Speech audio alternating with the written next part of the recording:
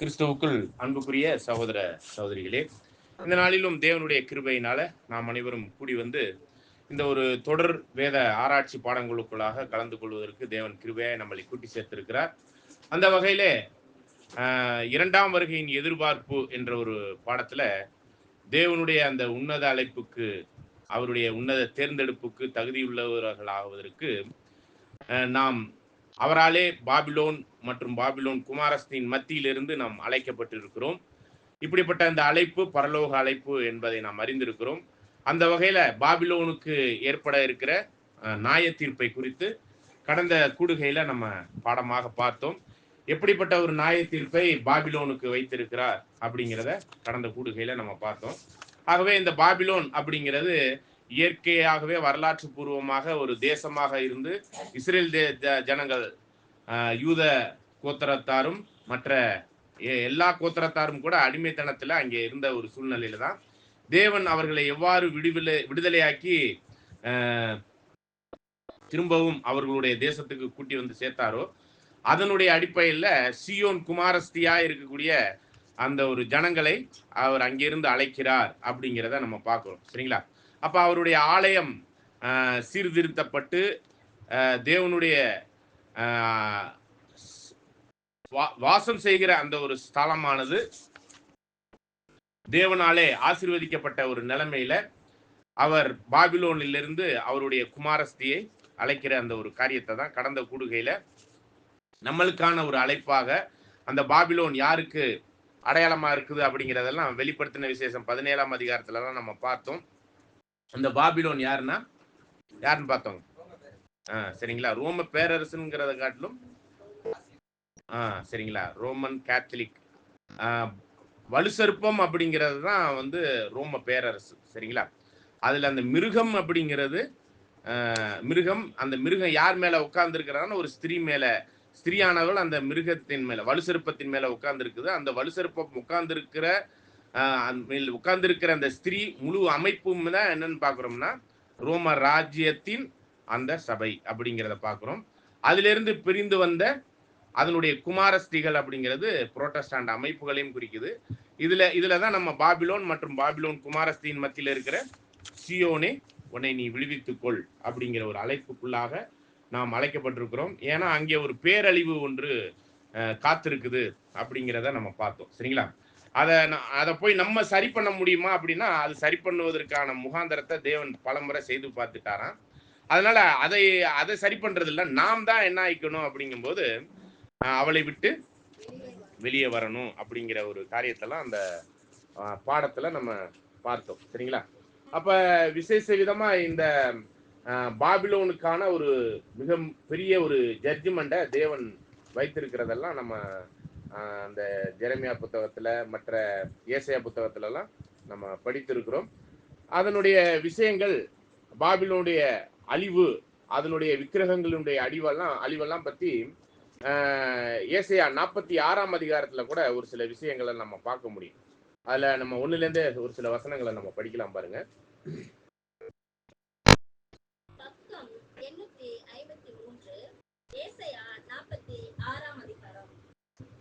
பேழ்பனியும் நேபோ குனியும் அவைகளின் விக்கிரகங்கள் காட்டு மிருகங்களுக்கும் நாட்டு மிருகங்களுக்கும் சுமையாகும்.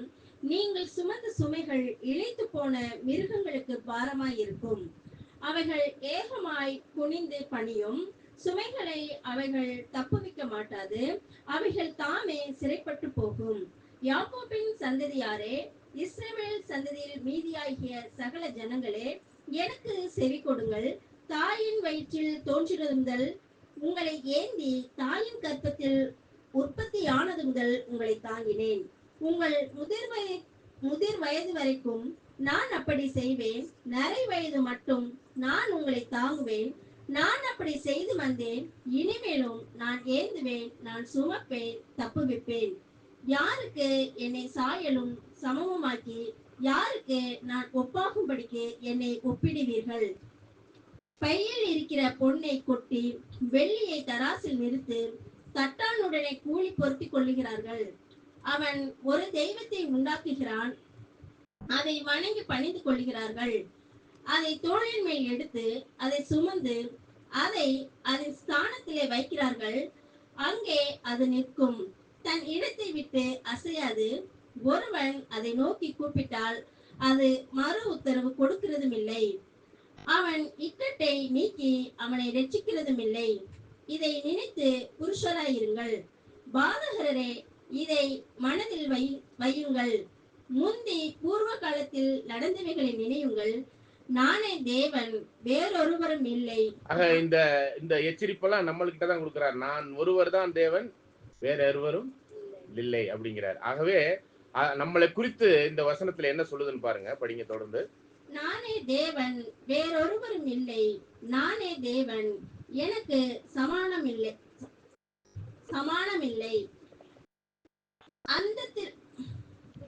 அந்தத்தில் உள்ளவைகளை ஆதி முதற்கொண்டும் இன்னும் செய்யப்படாதவைகளை பூர்வ காலம் முதற்கொண்டும் அறிவிக்கிறேன். என் ஆலோசனை நிலை நிற்கும். எனக்கு சித்தமானவைகளை எல்லாம் செய்வேன் என்று சொல்லி உராய்ஞ்சுகிற ஒரு பட்சியை கிழக்கில் இருந்தும், என் ஆலோசனை நிறைவேற்றும் மனுஷனை தூர தேசத்தில் இருந்தும் வரவழைக்கிறோருமாய் இருக்கிறேன்.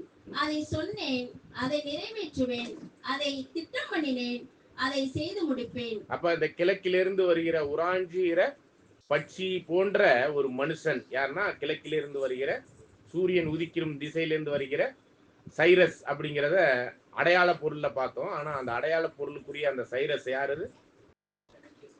கிறிஸ்து. 2ஆம் வருகையில அவர் இதை எப்படி செயல்படுத்துவார் அப்படிங்கிறதெல்லாம் இந்த தீர்க்க தரிசனத்துல பார்க்க முடியுது. சரிங்களா? தொடர்ந்து வாசிங்க கடைசி வரையும். முரட்டு இருதயம் உள்ளவர்களே, நீதிக்கு தூரமானவர்களே, எனக்கு செவி கொடுங்கள். என் நீதியை சமீபிக்க பண்ணுகிறேன், அது தூரமாய் இருப்பதில்லை. என் ரட்சிப்புக்கு தாமதிப்பதும் இல்லை. நான் சீயோனில் ரட்சிப்பையும் இஸ்ரவேலுக்கு என் மகிமையும் கட்டளையிடுவேன். அடுத்த அதிகாரத்துல உள்ள 2 வசனத்தையும் வாசிங்க. 47ஆம் அதிகாரம். பாபிலோன் குமார்த்தியாகிய கன்னிகையே, நீ இறங்கி மண்ணிலே உட்காரு. கல்தேயரின் குமாரத்தியே, தரையிலே உட்காரு. உனக்கு சிங்காசனம் இல்லை. நீ செருக்குக்காரியும் சுகசெல்வியும் என்று இனி அழைக்கப்படுகிறதும் இல்லை. எந்திரத்தை எடுத்து மாவரை, உன் முக்காட்டை நீக்கிவிடு. வெறுங்காலும் அமனத்தொடையுமாய் ஆறுகளை கடந்து போ. ஓகே, இவ்வாறாக இந்த பாபிலோனுக்கான ஒரு பேரழிவு ஒண்ணுமே இல்லாத அளவுக்கு இந்த பேர் கிறிஸ்தவ மார்க்கம் போக போகுது அப்படிங்கிறதுக்கான அதிகாரத்தினுடைய விஷயங்கள்லாம் தொடர்ந்து அநேக விஷயங்கள்ல நம்ம பார்க்கிறோம். ஆனா கடந்த கூடுகையில நம்ம பார்த்த ஒரு விஷயங்கள்லாம் தெளிவான ஒரு விஷயத்துல, அந்த ஐபிராத் நதியினுடைய தண்ணீர் வற்றி போகும் பொழுது, அதாவது கிறிஸ்தவ மார்க்கத்துல கிறிஸ்தவர்கள் இல்லாத அளவுக்கு எல்லா யூரோப் நாடுகள்லையும் சரி, அமெரிக்கா போன்ற நாடுகள்ல கிறிஸ்தவமே இல்லை. எல்லாமே என்னது, கிறிஸ்தவ நாடு முழுவதிலுமே என்ன ஒரு விஷயம் அதிகம் இருக்குதுன்னு பார்த்தீங்கன்னா, மற்ற நாடுகளை காட்டிலும் அக்கிரமம் கிறிஸ்தவ நாட்டில் தான் அதிகம். சரிங்களா? அப்படின்னா என்னன்னா, கிறிஸ்துவுக்குள்ளான அந்த கொள்கைகள், அந்த போதனை, அந்த நீதி நிலைநாட்டப்படலை. அதை போதிக்கிறவர்களும் சரியில்லை, அதை ஏற்றுக்கொள்கிற நிலைமையில உள்ள கிறிஸ்தவர்களும் சரியில்லை. எல்லாமே சபைக்கு வர்றவர்கள் எல்லாமே என்ன ஆயிடுச்சு, வற்றி போய்விட்டது. அந்த நதியானது தண்ணீர்னாலே என்னங்க, ஜனங்கள் சபைக்கு வர்றதே இல்லாத அளவுக்கு போயிடுச்சு. இப்ப நிலைமைக்கு நம்ம ரொம்ப உற்று நோக்கி உலகளாவிய அளவுல பார்த்தோம்னா, தமிழ்நாட்டுல மட்டும்தாங்க கிறிஸ்தவத்துக்கான ஒரு உற்சாகம் இருக்குது. அதுவும் வெகு சீக்கிரமாகவே குறைந்து விடும். அதுக்கான காரியங்கள் நிறைய கிறிஸ்தவத்துக்குள்ளேயே நிறைய, அதாவது ஆர்சின் மட்டும் இல்ல, புரொட்டஸ்டான்ட் எல்லாருக்குள்ளுமே என்ன இருக்குதுன்னா, ஒரு அதிருப்தியான ஒரு சூழ்நிலைகள் தான் இருக்குது. அதன் விளைவாக எல்லாருமே என்ன ஆகுறாங்கன்னா, சபைக்கு போறதே என்ன ஆயிருது, தண்ணீரானது வற்றி கொண்டு இருக்கிறது. இந்த வற்றி முடிய போகிற ஒரு சூழ்நிலையில தான் இந்த பேர் கிறிஸ்தவ மார்க்கத்துக்கும் கிறிஸ்தவத்துக்கும் ஒரு பேரழிவு இருக்குது அப்படிங்கிறத நம்ம கடந்த கூடுகையில பார்த்தோம். அதற்கு முன்பாக நம்மளுக்கான அந்த அழைப்பை உணர்ந்து அந்த தெய்வீக அழைப்புக்குள்ளாக பரலோகத்துக்கு நம்ம ஓடி ஒடியாரணும் அப்படிங்கிறத நம்ம புரிந்து கொள்ளலாம். சரி, இன்னைக்கு நம்ம என்ன ஒரு பாடம் பார்க்க போறோம்னா, 3 அறுவடைகள் அப்படிங்கிற ஒரு தலைப்புல ஒரு பாடத்தை பார்க்க இருக்கிறோம். சரிங்களா? அறுவடை அப்படின்னாலே நம்மளுக்கு எத்தனை அறுவடை இருக்குதுன்னு தெரியுங்களா? தலைப்பை வச்சுக்கிட்டு சொல்லாதீங்க. ஒரு வருஷத்துக்கு எத்தனை அறுவடை பண்ணுவாங்க? 3 அறுவடை. அப்படி எதுவும் வசனம் இருக்கா? யோவான்ல இருக்கு, படிக்கலாம் பாருங்க. யோவான் 3ஆம் அதிகாரமா, 2ஆம் அதிகாரம்,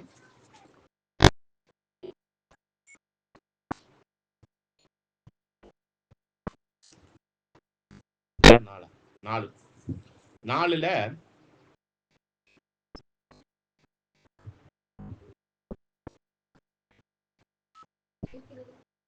அறுப்புக்காலம் வருவதற்கு 35. யோவான் 4ஆம் அதிகாரம் 35ஆம் வசனம். அறுப்பு காலம் வருகிறதுக்கு இன்னும் 4 மாதம் செல்லும் என்று நீங்கள் சொல்லுகிறது இல்லையா? இதோ வயல் நிலங்கள் இப்பொழுது அறுப்புக்கு விளைந்திருக்கிறது என்று உங்கள் கண்களை ஏறெடுத்து பாருங்கள் என்று நான் உங்களுக்கு சொல்லுகிறேன். ஓகே, அப்ப அறுப்புக்கு 4 மாதம். அப்ப வருஷத்துக்கு மொத்தம் 12ல 3 அறுவடை இருக்குது அப்படிங்கிறத நம்ம பார்க்கிறோம். சரிங்களா? அப்ப அப்ப வேத ரீதியாக இந்த இருக்கக்கூடிய 4 மாசத்துக்கு ஒரு அறுவடை அப்படிங்கும் போதுதான் தெய்வீக திட்டத்திலையும் இவ்வாறான பரலோகத்திற்குரிய ஒரு விஷயத்திலும் சரி, தெய்வீக அறுவடையில தெய்வீக திட்டத்தினுடைய விஷயத்துல பூமிக்குரிய அறுவடையிலையும் சரி, தேவன் இவர் விதமான ஒரு அறுவடையை நியமிச்சிருக்கிறார் அப்படிங்கிறத நம்ம பார்க்க முடியும். சரிங்களா? அப்படிங்கும் போதுதான் அறுவடை பண்ணணும் அப்படின்னாலே டக்குனு வயலுக்கு போன வாக்கில் அறுத்துற முடியுங்களா? என்ன பண்ணணும் அறுவடைக்கு? சரிங்களா? 4 மாசம் காத்திருக்கிறது கடைசியில. ஆனா அதுக்கு போய் முதல்ல என்ன பண்ணணும்? உழுவணும். சரிங்களா? அப்ப உழுவுறதுக்கு தண்ணி பாய்க்கணும், உழுவணும். ஏன் உழுவணும்? சும்மா அப்படியே போய் விதைச்சிட்டு வர வேண்டியதானே?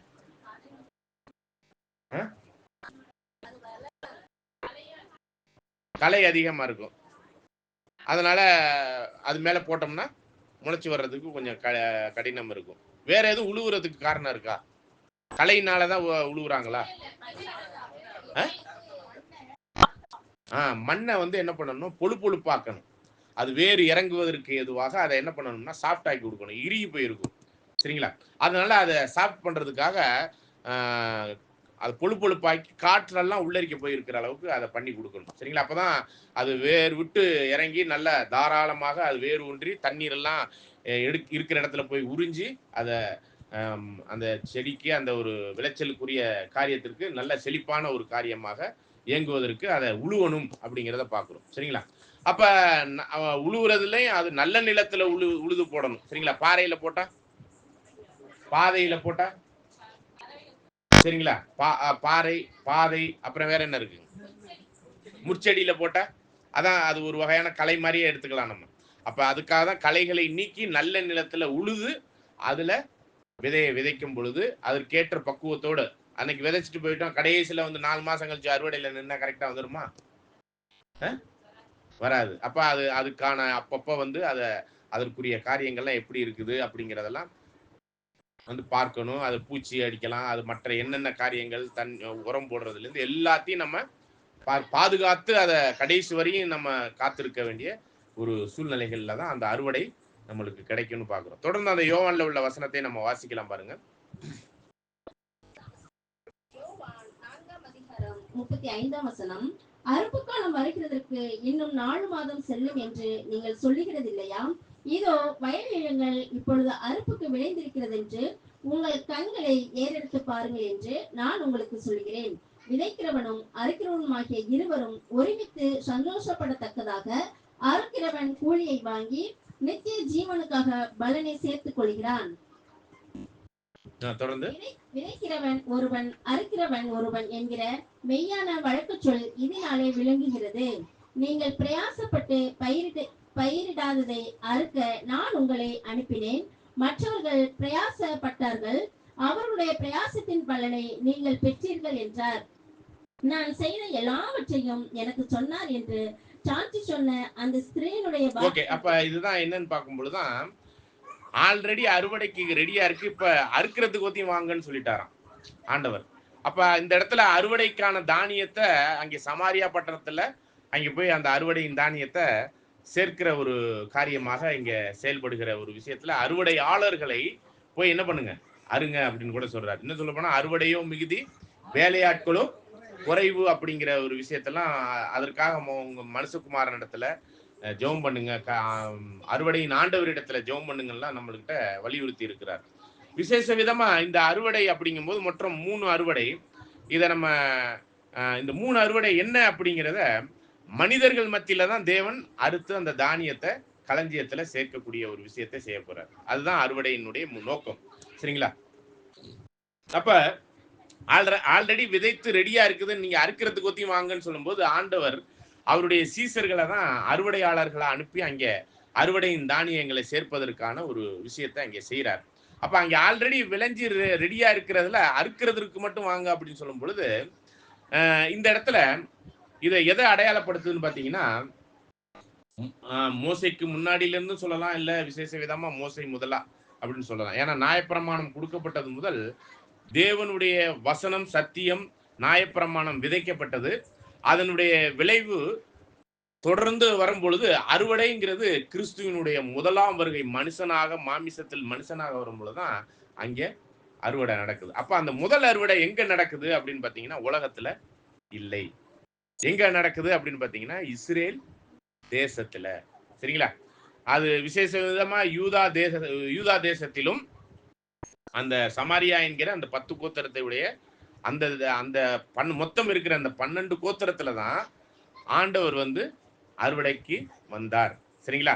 அறுவடையின் ஆண்டவராக வந்தார். இன்னும் சொல்ல போகும்போது ஒரு கானானிய ஸ்திரீ வந்து கேட்கிறாங்க, எனக்கு ஏதாச்சும் நீங்க பண்ணுங்க அப்படின்னு சொல்லி கேட்கும் பொழுது, நான் காணாமல் போன ஆடுகளாகிய இஸ்ரேலிடத்திற்கே அனுப்பப்பட்டேனே ஒழிய உங்களிடத்துல இல்லைன்ட்டார். அப்ப முதல் அறுவடை முழுவதுமே எங்க அப்படின்னு பாத்தீங்கன்னா இஸ்ரேல் தேசத்துல மட்டும்தான். இன்னும் சொல்ல போது அந்த இடத்துல சொல்லும் பொழுது ரொம்ப ஆண்டவர் நம்மள ரொம்ப கீழ்த்தரமா பேசுவார். பிள்ளைகளின் அப்பத்தை எடுத்து அப்படின்னு சொல்லும் போதுதான் அந்த கானானிய ஸ்திரீ ஒரு விஷயம் சொல்லுவாங்க. படிங்க, வசனம் சொல்லிட்டு படிங்க. 15ஆம் அதிகாரம் வசனம் 26 27 பக்கம் 24. மத்தேயு 15:26.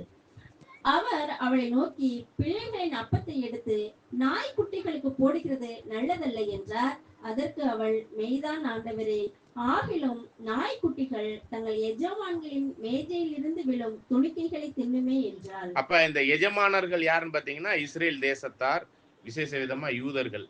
இதுதான் லாசர் ஐஸ்வர்யான் ஓமையில கூட இந்த லாசர் நாய் நிலைமையில இருந்து நாய் நக்கிற நிலைமையில இருந்து அவர் அந்த மேசையிலிருந்து விழுகிற அந்த அப்பத்துக்காக இயங்குகிறவரா இருக்கிறது யாருன்னா அந்த லாசர் யாரை அடையாளப்படுத்துதுன்னா நாய் நக்கிற நிலைமையில இருக்கக்கூடிய புறஜாதியாரை அடையாளப்படுத்துது. சரிங்களா?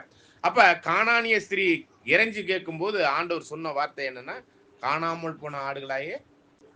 அப்ப இந்த வாக்கு தத்துவம் முழுவதுமே யாருக்கு உரியதாக மட்டும் இருந்தது. இந்த பரலோக வாய்ப்பு யாருக்கு மட்டுமாக அந்த வாக்கு தத்தங்கள் அந்த ஆசீர்வாதம் கிறிஸ்து எங்க பிறந்தார், அந்த கிறிஸ்துக்குரிய வாய்ப்பு கிறிஸ்தவர்களுக்குரிய வாய்ப்புலாம் எங்கதான் இருந்துச்சுன்னு பாத்தீங்கன்னா இஸ்ரேல் தேசத்துக்கு மட்டும்தான் அந்த வாக்கு தத்தங்களை கொடுத்திருந்தார். நம்மளாம் காணியாட்சிக்கு புறம்பானவர்கள், உரிமை சொத்துக்கு புறம்பானவர்கள். சரிங்களா? அப்ப அதுதான் முதல் அறுவடையினுடைய காரியமாக நடக்கக்கூடிய ஒரு விஷயமாக பார்க்கிறோம். சரிங்களா? அப்ப அந்த முதல் அறுவடையில தானியங்களாக வந்தது யாருன்னு சொல்ல முடியுமா? என்னங்கிறத காட்டில யார்?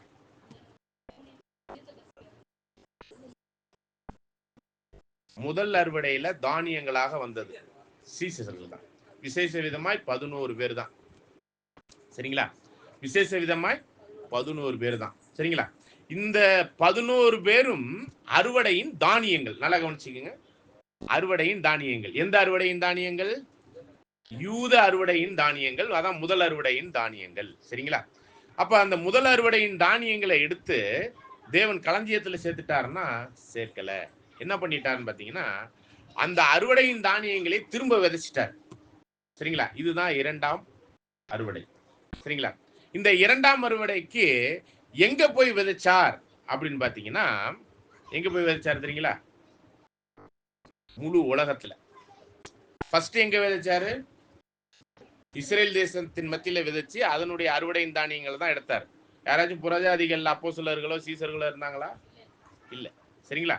அப்ப அந்த முதல் அறுவடையின் தானியங்களுக்குரிய ஒரு வாய்ப்புல யாருக்குதான் அதிக ஆசீர்வாதம் இருந்துச்சுன்னா இந்த இஸ்ரேலர்களுக்கு மட்டும்தான். அப்ப அந்த அறுவடையின் தானியமா இருந்த அந்த தானியத்துக்கு ஒரு பேர் இருக்கு, நல்ல தானியங்கள். சரிங்களா? சரிங்களா? விதைத்ததே என்ன விதைன்னு பாத்தீங்கன்னா நல்ல விதை அப்படின்னு சொல்லப்படுது. இதெல்லாம் நம்ம வசனத்துல நம்ம பார்க்கலாம். இதுதான் ரெண்டாவது அறுவடை. ரெண்டாவது அறுவடையை எங்க விதைச்சிட்டாருன்னு பாத்தீங்கன்னா இஸ்ரேல் தேசத்துல இல்ல, முழு உலகத்திலேயுமே விதைச்சிட்டார். சரிங்களா? யார் வேணாலும் வரலாம் அப்படிங்கிறதான். இதை வந்து நம்ம அப்போஸ்தலர் 17ல 30வது வசனத்தை வாசிங்க. அப்போஸ்தலர் 17ஆம் அதிகாரம் வசனம் 30. அறியாமை உள்ள காலங்களில் தேவன் காணாதவர் போல் இருந்தார். பாருங்க, அறியாமை உள்ள காலங்கள்னா யூதர்கள் இஸ்ரேலரோடு தேவன் டீல் பண்ணிக்கிட்டு இருக்கும்போது, அவர்களோடு செயல்பட்டுக்கிட்டு இருக்கும்போது, அவர்களோடு இந்த நியாயப்பிரமாணம் மற்ற ஏனைய தீர்க்கதரிசிகளோடு பேசி அவர்களை வழிநடத்தி கொண்டிருக்கும் போது, மற்ற ஏனைய உலகத்தாரோடு அவர் எப்படிதான் இருந்தார்? காணாதவர் போலவும் அறியாதவர் போலவும் தான் இருந்தார். புறஜாதிகள் மத்தியில ஏங்கினார்கள். அந்த கானானி ஸ்திரீ எப்படி ஏங்குறாங்க பாத்தீங்களா? அந்த ஏக்கங்கள் இருந்தது, முழு உலகத்துக்குமே இருந்தது. இந்த இஸ்ரேலுக்கு மட்டும் தேவன் ஆசீர்வதிக்கிறார். ஒண்ணு இல்ல, அந்த மோசே அவர் என்ன பண்றாருங்க, கானானுக்கு கூட்டிட்டு வரும்போது மற்ற தேசங்கள்லாம் கேட்டு அதிர்றாங்க இல்லைங்களா?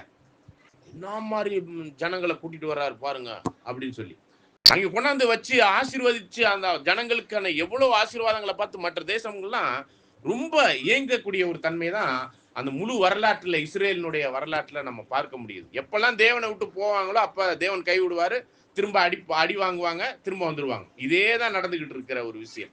அப்ப அவருடையவர்களாய் இருக்கக்கூடிய, அவருக்காக அந்த ஜனங்களுக்காக வந்தவராய் கிறிஸ்துவே அவர்கள் கொன்று போட்டதனால ஆண்டவரே என்ன சொல்லிட்டு போறாங்கன்னா, உங்கள் வீடு உங்கள் தேசம் பாலா போயிரும். இதை மத்தேயு 13:23 படிக்கிறோம். சரிங்களா? 35ல இருந்து. அப்ப கர்த்தருடைய நாமத்தினால், யெகோவாவினுடைய நாமத்தினால் வருகிறவர் இவர்தான் நீங்க சொல்ற வரையும், ஆண்டவராய கிறிஸ்து யெகோவாவின் நாமத்தினால் வந்தவர் அவர்தான், அவருடைய நாமத்தினால் இந்த பூமியில மனுஷனாக வந்தார் அப்படிங்கிறத ஏற்றுக்கொள்ற வரையும் அவர்கள் அந்த அறிவு கண்ல அறியாமலே இன்னைக்கு வரையும் அவர்கள் கர்த்தருடைய நாமத்தினால் வந்த, யெகோவாவின் நாமத்தினால் வந்த கிறிஸ்துவை ஏற்றுக்கொள்ளாதனால இன்னைக்கு வரையும் அவரை அறிய வேண்டியபடி அறியாமலே இன்னைக்கு இஸ்ரேல் தேசம் இருக்கிறத நம்ம பார்க்கிறோம். இது வந்து 2000 வருஷமா நடந்து கொண்டிருக்கிற ஒரு விஷயம். கிறிஸ்துவை அவர்கள் கொன்று போட்டு இன்னும் வரையும் கூட என்ன ஆகல, கிறிஸ்துவை ஏற்றுக்கொள்ளாத ஜனங்களாக தான் இன்னைக்கு முழு இஸ்ரேலினுடைய மேக்சிமம் காரியங்கள் இருக்கிறத நம்ம பார்க்கிறோம்.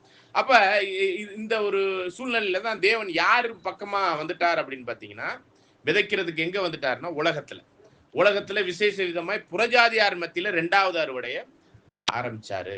அப்படி ஆரம்பிக்கிறதுக்கு விதைப்புக்கான தானியங்கள் யாருன்னு பாத்தீங்கன்னா, சீசர்கள், விசேஷ விதமாய் அப்போஸ்தலர்கள், அவர்களே விதைச்சிட்டார். அப்படி விதைக்கும் பொழுதுதான் 2வது ஒரு வகையான ஒரு ஓமையை ஆண்டவர் பேசுறார். அது என்ன அப்படிங்கும் போதுதான் கலை ஓமை. அப்ப அந்த கலை ஓமையினுடைய தத்துவங்களை நம்ம அப்ப பார்க்கலாம். சரிங்களா? கலை, அதாவது நல்ல விதையை தான் விதைப்பாரு, அதுல எதிரியானவன் என்ன பண்ணிடுவான், கலைகளை கொண்டாந்து விதைச்சிருவான். அந்த கலைகளை புடுங்கலான்னு வேலையாட்கள் சொன்னாக்க, வேணாம் புடுங்காதீங்க, ரெண்டையுமே சேர்த்த வளர விடுங்க. ஏன் புடுங்க வேணாம்? ஒருவேளை புடுங்கும் போது நல்லதையும் சேர்த்து நீங்க புடுங்கிருவீங்க, நான் அறுக்கும் போது நான் பாத்துக்கிறேன் அப்படின்னா, இதுதான் 2வது அறுவடையினுடைய அறுவடை முடியும் பொழுது நான் எது கலை எது நல்ல விதைங்கிறது எனக்கு தெரிஞ்சிடும். ஏன்னா கலை வந்து நம்ம வயல்ல போய் பார்க்கும்போது எப்படி இருக்குங்க, செழிப்பா இருக்கு, நிமிந்துகிட்டு நிற்கும் அப்படியே. ஆனா தானியம் என்ன ஆயிருக்கும், தலை சாட்சி, அது ஸ்டஃப்பா இருக்கிறதுனால, கனமா இருக்கிறதுனால அது தலை சாட்சி அப்படியே உள்ள இருக்கிறது தெரியாத அளவுக்கு இருக்கும். இந்த களை மட்டும்தான் நிமிந்துகிட்டு நிற்கும், அங்கனைக்கு அங்கே பார்த்தாலே தெரியும். சரிங்களா? அப்ப அந்த கலைகளை நான் தனியா பிரிச்சு எடுத்து என்ன கொண்டு போயிடுறேன், நெருப்புல போட்டுறேன். நான் இந்த அதுவரையும் நீங்க என்ன பண்ணாதீங்க, இந்த கலையை பிடிங்கிறாதீங்க, கடைசியில நான் அறுக்கும் போது பாத்துக்கிறேங்கிறதா அந்த 2வது அறுவடையினுடைய விஷயம். அப்படிங்கும்போதுதான் மத்தேயு 13:39வது வசனத்துல இந்த 2வது அறுவடை எப்ப நடக்கும், நல்லா கவனிங்க. முதல் அறுவடை எப்ப நடந்துச்சு? இஸ்ரேல்ல எப்ப நடந்துச்சு? ஆண்டவர் மரிக்கிற அந்த தருணத்தோட அது நடந்து முடிகிற அந்த பெந்தகோஸ்தே நாள் முதலே அந்த அறுவடையினுடைய காரியத்துல இஸ்ரேல்கள் மத்தியில 3.5 வருடம் அந்த அறுவடை நடந்துச்சு. முதல்ல 5000 பேர் எடுத்தாங்க ஞானஸ்தானம், அதுக்கப்புறம் 3000 பேர், எல்லாருமே சபையாயிட்டாங்கன்னா அது சொல்றதுக்கு இல்லை. அதுல கடைசி வரையும் ஓடுனவர்களுக்கு தான் அந்த ஒரு தானியமாகிறதுக்கான ஒரு வாய்ப்பு கிடைச்சிருந்திருக்கும். அந்த வகையில 3 வருஷத்துக்கு மட்டும்தான் ஆண்டவர் மரித்து 3 வருஷத்துக்கு மட்டும்தான் என்ன கிடைச்சிச்சுங்க, அந்த களஞ்சியத்தில் சேர்க்கப்படுவதற்கான யூத அறுவடைக்கான ஒரு வாய்ப்பு இருந்துச்சு. ஆனா யூதர்களோ அதை வேணாம் என்று நிராகரிக்கும் பொழுதுதான் அந்த வாய்ப்பு யாருக்கு போகுது? முதல்ல யாருக்கு போனுச்சு அந்த புறஜாதி? புறஜாதியில முதன் இந்த காரியம் யாருக்கு போனுச்சு? புறஜாதி. முதன் யார்கிட்ட போனுச்சு? பேதுரு முதன் போவாரே ஒருத்தர்கிட்ட. சரி, அப்ப அந்த ஒரு காரியமாக பார்க்கும்போதுதான் முதல்ல புறஜாதி கிட்ட போறதா நம்ம பார்க்கிறோம். சரிங்களா? அப்ப அந்த புறஜாதி கிட்ட அங்கேருந்து போதுதான் 3 வருஷம் கழிச்ச பிறகு, ஆண்டவருடைய மரணத்துக்கு அப்புறம் 3 வருஷம் கழிச்ச பிறகு முழு உலகத்துக்குமான அறுவடைக்கான ஒரு வாய்ப்பு அங்கே விதைக்கப்பட்டு அது அறுக்கப்படுவதற்கான ஒரு சூழ்நிலைகள் வந்துச்சு. இப்ப நம்ம சொன்ன வசனத்தை படிக்கும் போதுதான் இந்த 2வது அறுவடை எப்ப முடியுங்கிற ஒரு டேட் சொல்லப்பட்டிருக்கு. படிக்கலாம். மத்தேயு 13ஆம் அதிகாரம் 39ஆம் வசனம். அவைகளை விதைக்கிற சத்துரு பிசாசு, அதாவது களைகளை விதைக்கிற சத்துரு பிசாசு, அறுப்பு உலகத்தின் முடிவு. அறுக்கிறது அப்படிங்கிறது 2வது அறுவடை எப்ப நடக்கும்னா இந்த உலகம் முடியும் பொழுது. இது ஒரு டேட் கொடுக்கப்பட்டிருக்கு. இந்த உலகம் முடியும் பொழுது இந்த அறுவடை முடிஞ்சிரும். இப்ப 2வது உலகம் முடிஞ்சிருச்சா? அப்பனா 2வது அறுவடை இன்னும் முடியல. ஆனா முடிய போகுதுங்கிறது மட்டும் தெரியுது. நம்ம ஏற்கனவே 2ஆம் வருகையின் எதிர்பார்ப்பு அப்படிங்கிற ஒரு பாடத்துல மத்தேயு 24ஆம் அதிகாரத்துல 3வது வசனத்துல நம்ம படிக்கும்போது, உம்முடைய வருகைக்கும் உலகத்தின் முடிவுக்கும் அடையாளம் என்னன்னு சொல்லும்போது, உலகத்தின் முடிவுக்கு ஒரு கொண்டாடணும்னா யார் வரணும்? ஆண்டவர் 2ஆம் வருகையில வரணும். அப்ப 2ஆம் வருகையில வந்திருக்கிறார் அப்படிங்கிறதுக்கான அடையாளத்தை தான் நம்ம வரிசையா பார்த்துட்டு வந்தோம். அதுல 4ல இருந்து படிங்க. மத்தேயு 24ஆம் அதிகாரம் 4ஆம் வசனம். இயேசு அவர்களுக்கு பிரதியுத்தரமாக, ஒருவனும் உங்களை வஞ்சியாதபடிக்கு எச்சரிக்கையாயிருங்கள். ஏனெனில் அநேகர் வந்து என் நாமத்தை தரித்துக் கொண்டு நானே கிறிஸ்து என்று சொல்லி அநேகரை வஞ்சிப்பார்கள். பாருங்க, இந்த ஆண்டவர் 2ஆம் வருகையில வந்து இருக்கும் பொழுது அநேகர் வந்து அநேகரை ஏமாற்றி அநேக சபைகள்ல அநேக ஏமாற்றத்துக்குரிய ஒரு விஷயம் நடந்துகிட்டு இருக்கும். நானே கிறிஸ்து என்று சொல்லி அநேகரை ஏமாற்றுவாங்க. இது நடக்குதா? அப்பனா ஆண்டவர் 2ஆம் வருகையில வந்து இருக்கிறாருன்னு அர்த்தம். சரிங்களா? ஓகே, தொடர்ந்து வாசிங்க. பாருங்க, 1ஆம் உலகப் போர் 2ஆம் உலகப் போர்லாம் நடந்துருச்சா? இந்த செய்திகள்லாம் கேள்விப்பட்டுக்கிட்டு இருக்கிறோமா? அப்ப ஆண்டவர் 2ஆம் வருகையில வந்து விட்டார். தொடர்ந்து வாசிங்க. யுத்தங்களின் செய்திகளையும் கேள்விப்படுவீர்கள். கலங்காதபடி எச்சரிக்கையாயிருங்கள். இவைகள் எல்லாம் சம்பவிக்க வேண்டியதே, ஆனாலும் முடிவு உடனே வராது. பாருங்க, உலகத்தின் முடிவு உடனே வராது. 2ஆம் வருகையில ஆண்டவர் வந்துருவார். கேட்ட கேள்வியை நல்லா புரிஞ்சுக்கங்க. 3வது வசனத்துல உம்முடைய வருகைக்கும் உலகத்தின் முடிவுக்கும் அடையாளம் என்னங்கும் போதுதான் ஆண்டவர் 2ஆம் வருகையில வந்த பிறகுதான் உலகத்துக்கு முடிவு. இந்த மாதிரியான சம்பவங்கள்லாம் நடக்குதுன்னா ஆண்டவர் 2ஆம் வருகையில வந்து விட்டார். ஆனா உலகம் உடனே முடியாது. தொடர்ந்து வாசிங்க. ஆனாலும் முடிவு உடனே வராது.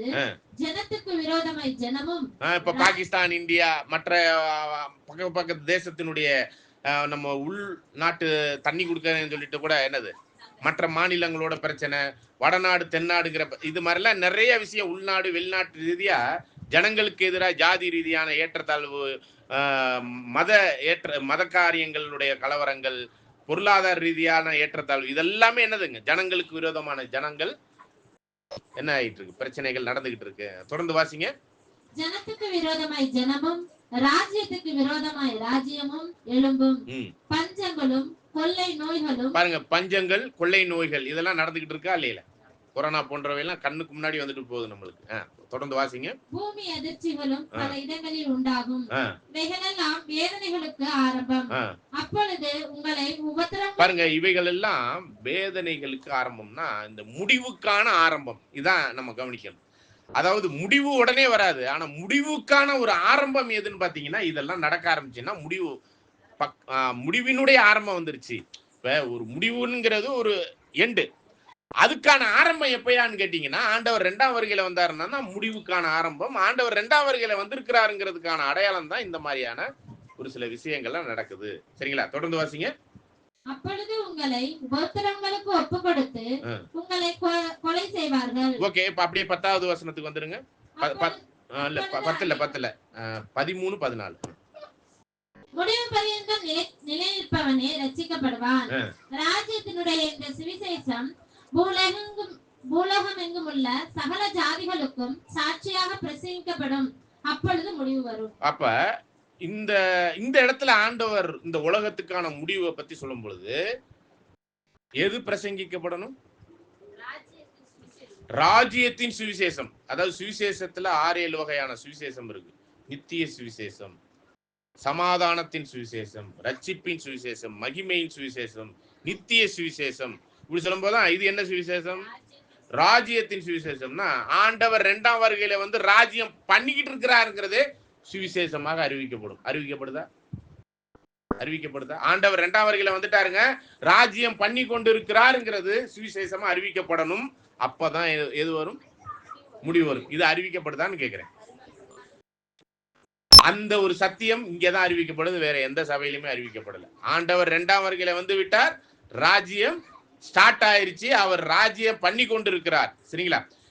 எப்படிங்க ராஜ்யம் பண்ணிக்கிட்டு இருக்காருங்கிறீங்களே, தீமையெல்லாம் இருக்குதுன்னு கேட்டீங்கன்னா அதற்கான அடையாளமே 12வது வசனத்துல பார்க்கும்போது அக்கிரமம் அதிகமாவதனால். அப்ப ஆண்டவர் 2ஆம் வருகையில வந்திருக்கிறார், ராஜ்யத்துல என்ன நடக்கும்னா அக்கிரமம். ஏன்? நோவாவின் நாட்கள் என்ன நடந்துச்சு? அக்கிரமம். அதே போலதான் மனுஷகுமாரன் 2ஆம் வருகையில வந்திருக்கிற அந்த நாள்லயும் என்ன நடக்குங்க?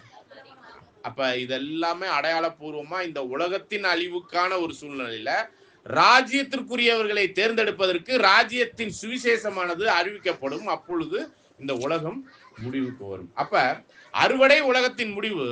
இன்னொரு முக்கியமான ஒரு விஷயம் என்னன்னா, ராஜ்யத்தின் சுவிசேஷம். ஆண்டவர் 2ஆம் வருகையில வந்து ராஜ்யம் பண்ணி கொண்டு இருக்கிறார் என்பதுமே என்னது? சுவிசேஷமாக அறிவிக்கப்படும். இதை வந்து ஏசாயா 57ல 7வது வசனத்துல இருந்து கூட படிக்கலாம் பாருங்க.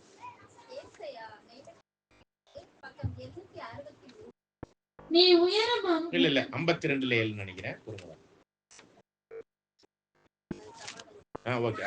சமாதானத்தை கூறி நற்காரியங்களை சுவிசேஷமாய் அறிவித்து ரட்சிப்பை பிரசித்தப்படுத்தி உன் தேவன் ராஜரீகம் பண்ணுகிறார். உன் தேவன், நம்மளுடைய தேவன், பிதாவாகிய தேவன்.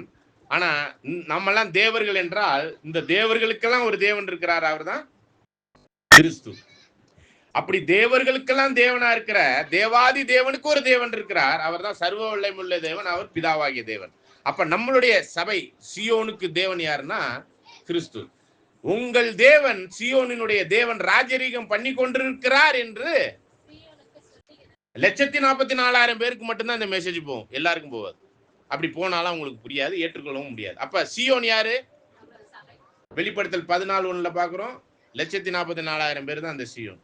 உன் தேவன் ராஜரீகம் பண்ணிக்கிட்டு இருக்கிறாருங்கிறது யாருக்கு மட்டும் மெசேஜா போயிட்டு இருக்கும்?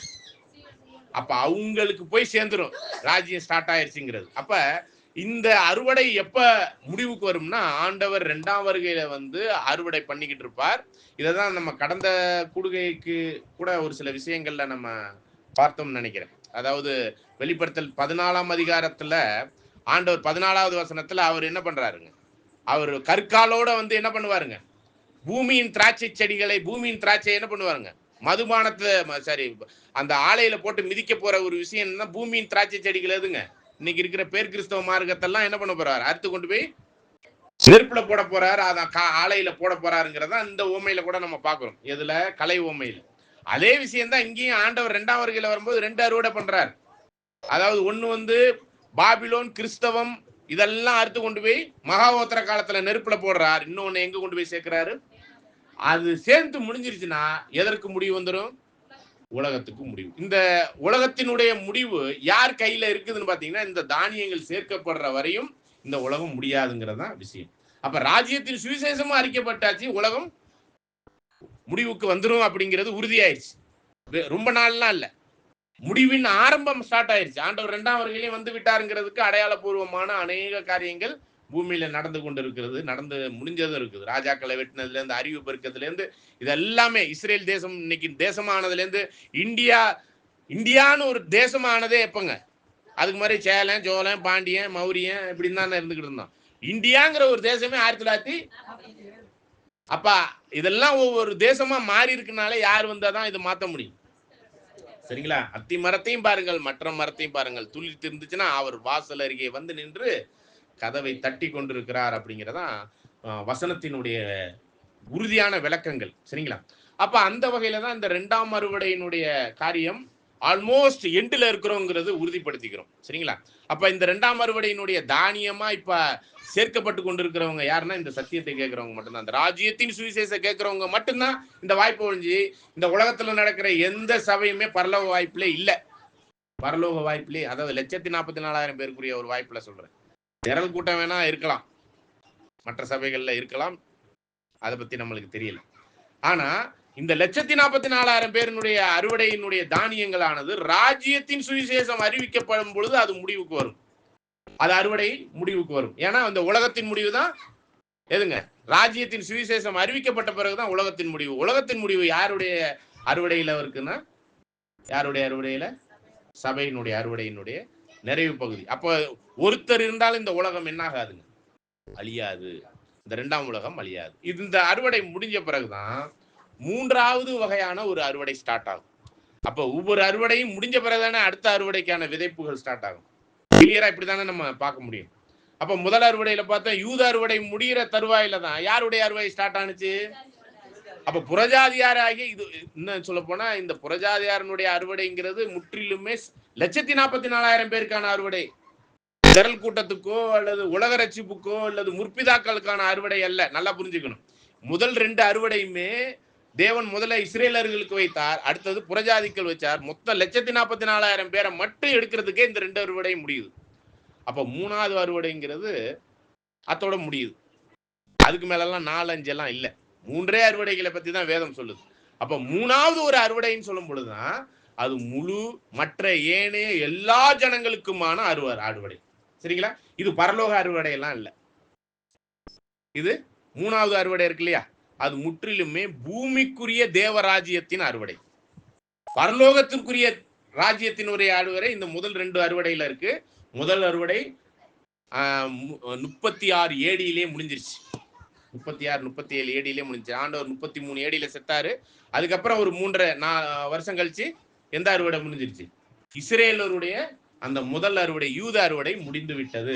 இப்ப அடுத்த ஒரு அறுவடை எங்க நடந்துகிட்டு இருக்குன்னாக்க உலக ஜனங்கள் மத்தியில் நடக்குது. இந்த உலக ஜனங்கள்ங்கிறது தான் என்னது? 2ஆம் அறுவடை. 1,44,000 பேர்ல மீதியானவர்கள். சரிங்களா? அப்ப அந்த 1,44,000 பேர்ல மீதியானவர்களுங்கும் போது இதுதான் என்னன்னு சொல்றான்னு பார்த்தா 1,44,000 பேருக்குமான பெரிய அறுவடை. இஸ்ரேல் மத்தியில இந்த 1,44,000 பேர்ல ஒரு ஒரு அனுமானங்கள் தான், நம்ம உறுதியாலாம் நம்மளுக்கு சொல்ல தெரியல.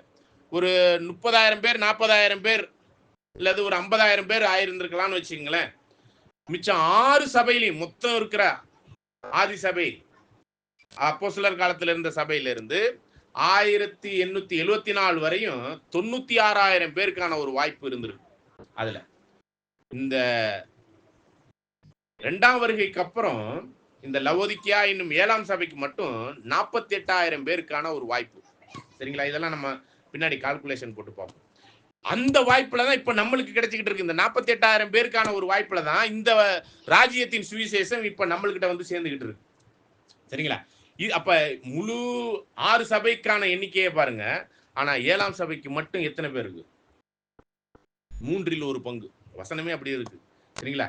இந்த ஆண்டவர் 2ஆம் வருகையில வந்திருக்கும் போது 1,44,000 பேர்ல 3 1 பங்குக்கான ஒரு வாய்ப்பு இருக்கு. அப்ப பெரிய அறுவடை 1,44,000 பேருக்கான பெரிய அறுவடை எங்கதான் நடக்குது? ஆண்டவர் 2ஆம் வருகையில வந்திருக்கும் போது 48,000 பேருக்கான அறுவடை நடந்துகிட்டு இருக்குங்க. சரிங்களா? அப்ப இந்த அறுவடையினுடைய தானியங்களை சேர்த்து கொண்டிருக்கிறார். ஆல்மோஸ்ட் இன்னும் சொல்ல போனா நம்ம ஏற்கனவே ஒரு சில 2ஆம் வருகையின் எதிர்பார்ப்புங்கிற ஒரு பாடத்துல பார்க்கும்போது 1914 அறுவடை முடிந்து விட்டது அப்படிங்கிற ஒரு கூற்றை கூட நம்ம பார்க்கிறோம். இணையான யுகம் அப்படிங்கிற ஒரு விஷயத்தை வச்சு பார்க்கும்போது இப்ப எப்படிங்க நம்மளுக்கு 1914 முடிஞ்சே இப்ப எத்தனை ஆயிடுச்சுங்க? 110 வருஷம் ஆயிடுச்சு. இப்ப எப்படிங்க நம்மளுக்கு இந்த வாய்ப்பு கிடைச்சிக்கிட்டு இருக்குன்னா, இந்த உலகம் முடியல, அதனால வாய்ப்பு இருக்குன்னு சொல்றோம். சரிங்களா? அப்ப அறுவடை முடிஞ்சிருச்சு 1914. ஆமா, அறுவடை முடிஞ்சிருச்சு. இதுதான் நம்ம என்னன்னு பாக்குறோம்னா, அறுக்கும் பொழுது வயல் ஓரமாய் வரப்புகள் மத்தியில உள்ள அந்த கதிர்களையும் சிந்தி இருக்கிற தானியங்களையும் அறுவடையாளர்கள் என்ன பண்ணக்கூடாது, அந்த சொந்த வயல்காரர் என்ன பண்ணக்கூடாது, எடுக்கக்கூடாது. அது யாருக்குன்னா விதவைகள். அப்ப 1914க்கு அப்புறம் கைவிடப்பட்டவர்களா இருக்கிற விதவைகள், கைம்பெண்கள், பரதேசிகள் அப்படிங்கிற நிலைமையில உள்ள நமக்கான ஒரு வாய்ப்பு தான் இந்த 110 வருஷமா கிடைச்சிக்கிட்டு இருக்கு. சரிங்களா? அவர் படிக்கிறோம்ல 2 பேதுரு 3ஆம் அதிகாரத்துல 10வது வசனம்.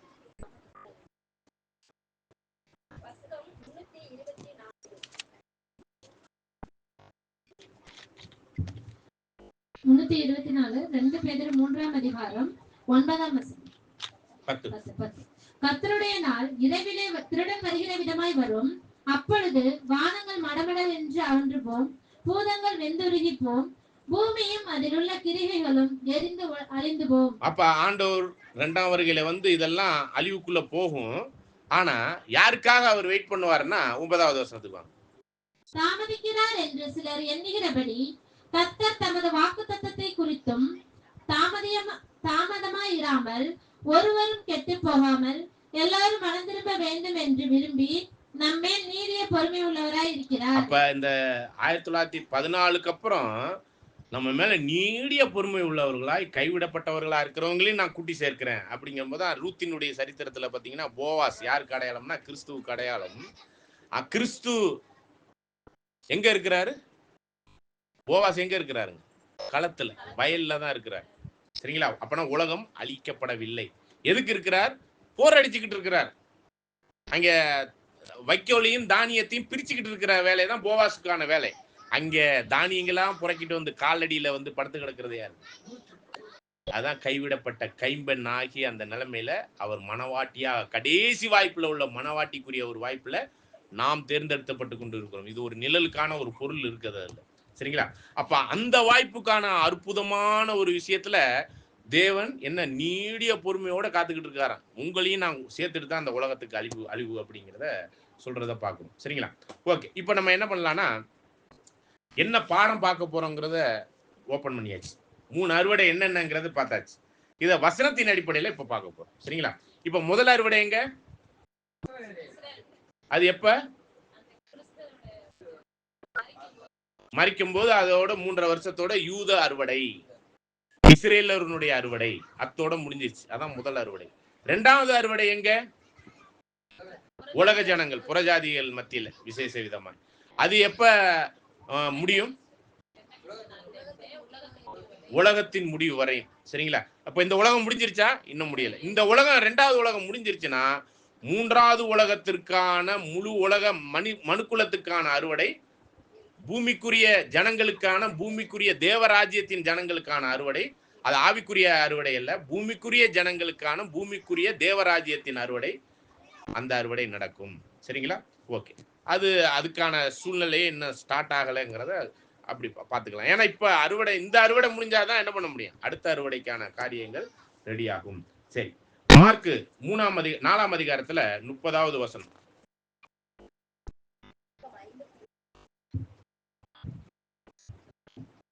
மார்க்கு 4ஆம் அதிகாரம் 4ஆம் வசனம். 30வது வசனம். பின்பு அவர் அவர்களை நோக்கி, தேவனுடைய ராஜ்யத்தை எதற்கு ஒப்பிடுவோம், அல்லது எந்த ஓமையினாலே அதை திருஷ்டாந்தப்படுத்துவோம்?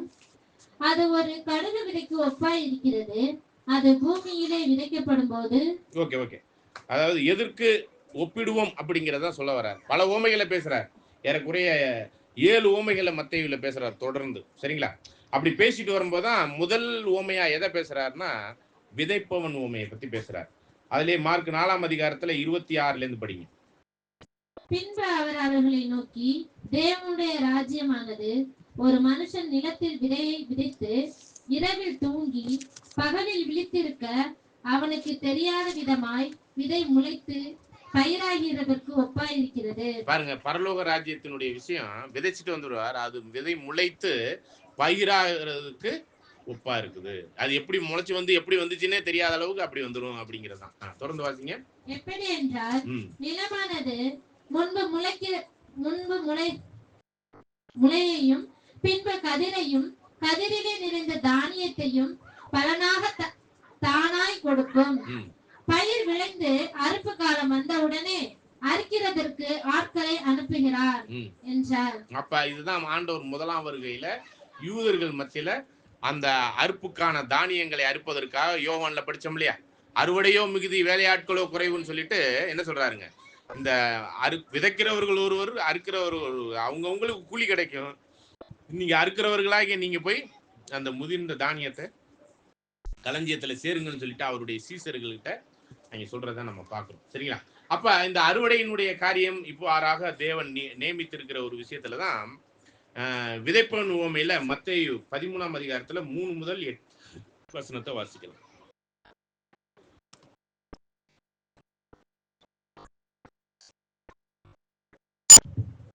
அவர் அநேக விஷயங்களை ஓமையாக அவர்களுக்கு சொன்னார். கேளுங்கள், விதைக்கிறவன் ஒருவன் விதைக்க புறப்பட்டான். அவன் விதைக்கையில் சில விதை வழியருகே விழுந்தது. பறவைகள் வந்து அதை பச்சித்து போட்டது. சில விதை அதிக மண்ணில்லாத கற்பாறை இடங்களில் விழுந்தது. மண் ஆழமாய் இராததினாலே அது சீக்கிரமாய் முளைத்தது. வெயில் ஏறின போதோ தீர்ந்து போய் வேறில்லாமையால் உலர்ந்து போயிற்று. சில விதை முள்ளுள்ள இடங்களில் விழுந்தது. முள் வளர்ந்து அதை நெருக்கி போட்டது. சில விதையோ நல்ல நிலத்தில் விழுந்து சிலரது 100ஆகவும் சிலரது 60ஆகவும் சிலது 30ஆகவும் பலன் தந்தது. கேட்கிறதற்கு காதுள்ளவன் கேட்க கடவன் என்றார். ஓகே, இப்ப இது ஒரு ஓமை. இந்த ஓமைக்கான விளக்கத்தையுமே சீசர்கள் கேட்கிறாங்க.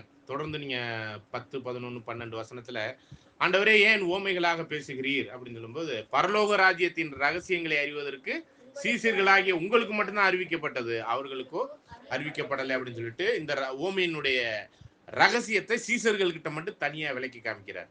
அப்ப விதை எதை அடையாளப்படுத்துது?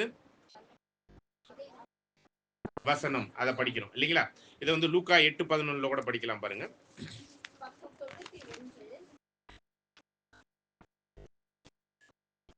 அந்த ஓமையின் கருத்தாவது விதை தேவனுடைய வசனம். வழி அருகே விதைக்கப்பட்டவர்கள் வசனத்தை கேட்கிறவர்களாய் இருக்கிறார்கள். அவர்கள் விசுவாசித்து ரட்சிக்கப்படாதபடிக்கு பிசாசானவன் வந்து பாருங்க, அவர்கள் விசுவாசிச்சாங்க. அப்ப இன்னைக்கு முழு கிறிஸ்தவமே ஆண்டவரை விசுவாசிக்கிறாங்க. கிறிஸ்துக்குள்ளான ஜீவியம் ஜீவிப்பதற்கான ஒரு வாய்ப்பு வரும்பொழுதுதான் சாத்தான் வந்து அந்த வசனத்தை எடுத்து போட்டுட்டு இந்த உலக பிரகாரமான போதனை வாழ்க்கையில கொண்டு போய் வச்சு என்ன பண்ணிடுறான், அவங்கள அந்த வசனமே மைண்ட்ல இல்லாத அளவுக்கு கொண்டு போயிடுறான். அப்ப இந்த முழு கிறிஸ்தவம் விசுவாசிக்கிறாங்க. கிறிஸ்தவத்தை பத்தி மட்டும் பேசுறேன், இந்து முஸ்லீம் எல்லாம் பேசல. அப்ப ஆனாலும் இந்த விசேஷ விதமான காரியத்துல ஆண்டவர் இந்த ஓமையை யாருக்கிட்ட பேசிக்கிட்டு இருக்கிறாருன்னா, யூத அறுவடைக்கான ஓமையாக தான் மெயினா பேசுறாரு. இது நம்மளுக்கும் பொருந்தலாம். விசேஷ விதமா இந்த அறுவடை கிறிஸ்துவானவர் எங்கே வந்து விதைத்தார் அப்படிங்கிற போது அறுவடையின் தானியங்களுக்காக எங்க விதைத்தார்னா, கிறிஸ்து ஆண்டவர் எங்கதான் விதைச்சாரு? இஸ்ரேல் மத்தியில தான் விதைச்சார். அதனாலதான் இந்த ஓமை முழுவதுமே யாருக்கு பொருந்தும்னா, யாருக்கு பொருந்தும்? இஸ்ரேலுக்கு தான் இந்த ஓமை பொருந்தும். சரிங்களா? நம்மளுக்கும் பொருந்தி பார்க்கிறோம். சரிங்களா? ஓகே, தொடர்ந்து வாசிங்க. பிசாசானவன் வந்து வசனத்தை அவருடைய இருதயத்திலிருந்து எடுத்து போடுகிறான். கற்பாறையின் மேல் விதைக்கப்பட்டவர்கள் கேட்கும்போது சந்தோஷத்துடனே வசனத்தை ஏற்றுக்கொள்கிறார்கள். ஆயினும் தங்களுக்குள்ளே வேர் கொள்ளாதபடியினாலே, பாருங்க, தங்களுக்குள்ளே வேர் கொள்ளாதபடினாலே. அப்ப அது வேர் ஊன்றி இருப்பதற்கு கற்பாறைங்கிறது இறுகி போயிருக்கிற ஒரு இடம். சரிங்களா? அது நீங்க சொன்ன மாதிரி நல்ல உழுவப்பட்டு இருந்திருக்கணும். ஒருவேளை கற்பாறையா இருக்கிறத அதை என்ன பண்ண முடியாது, அங்க விதைச்சது வேஸ்ட் தான். ஆனா டக்குன்னு முளைச்சிருது. ஆனா அது இறுகி போய் இருக்கிறதுனால அது என்ன ஆகுது? படிங்க. தங்களுக்குள்ளே வேர் கொள்ளாதபடியினாலே கொஞ்ச காலம் மாத்திரம் விசுவாசித்து சோதனை காலத்தில் பின்வாங்கி போகிறார்கள். முள்ளுள்ள இடங்களில் விதைக்கப்பட்டவர்கள் வசனத்தை கேட்கிறவர்களாய் இருக்கிறார்கள். கேட்டவுடனே போய் பிரபஞ்சத்துக்குரிய கவலைகளினாலும் ஐஸ்வர்யத்தினாலும் சிற்றின்பங்களினாலும் நெருக்கப்பட்டு பலன் கொடாது இருக்கிறார்கள்.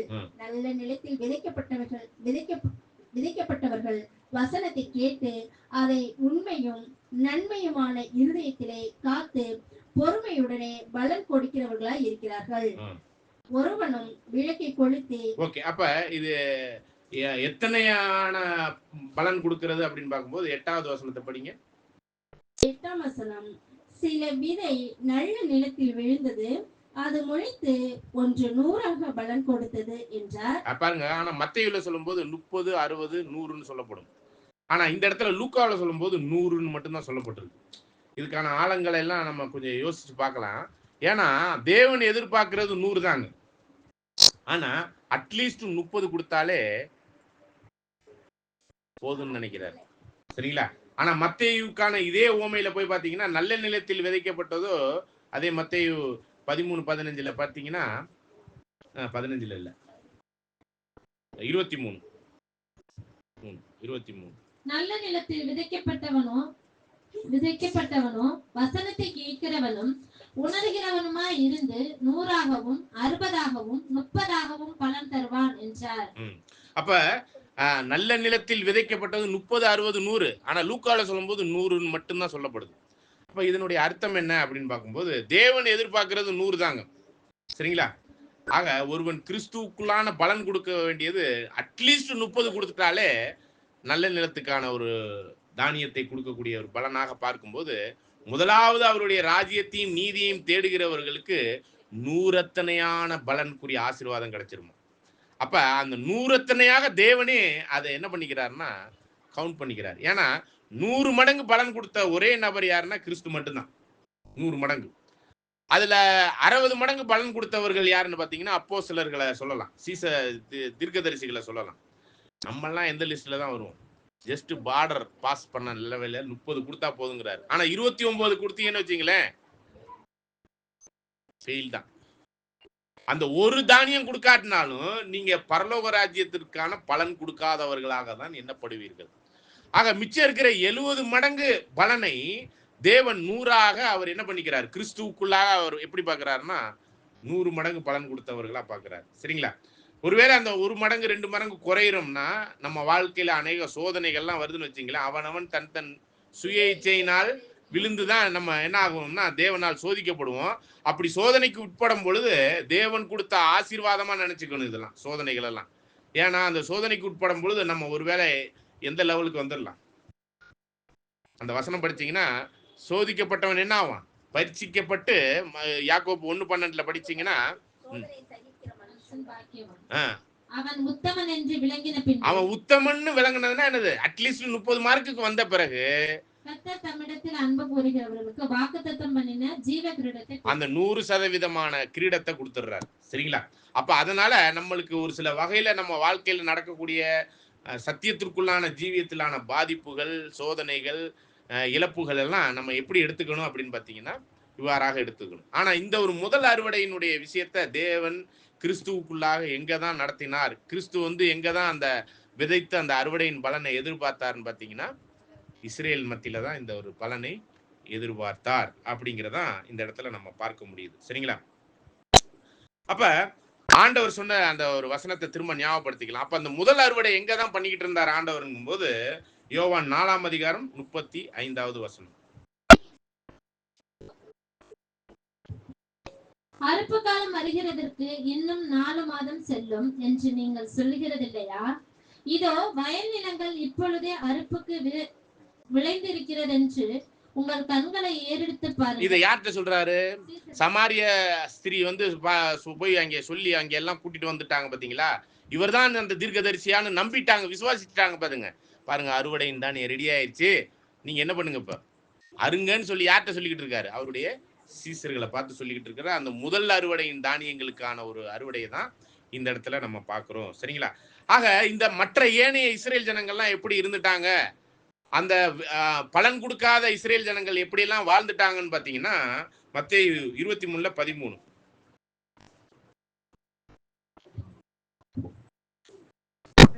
மத்தேயு 23ஆம் அதிகாரம் 13ஆம் வசனம். மாயக்காரராகிய வேதபாரகரே, பரிசேயரே, உங்களுக்கு ஐயோ! மனுஷர் பிரவேசியாதபடி பரலோக ராஜ்யத்தை பூட்டி போடுகிறீர்கள். நீங்கள் அதிலே பிரவேசிக்கிறதும் இல்லை, பிரவேசிக்க போகிறவர்களை பிரவேசிக்க விடுகிறதும் இல்லை.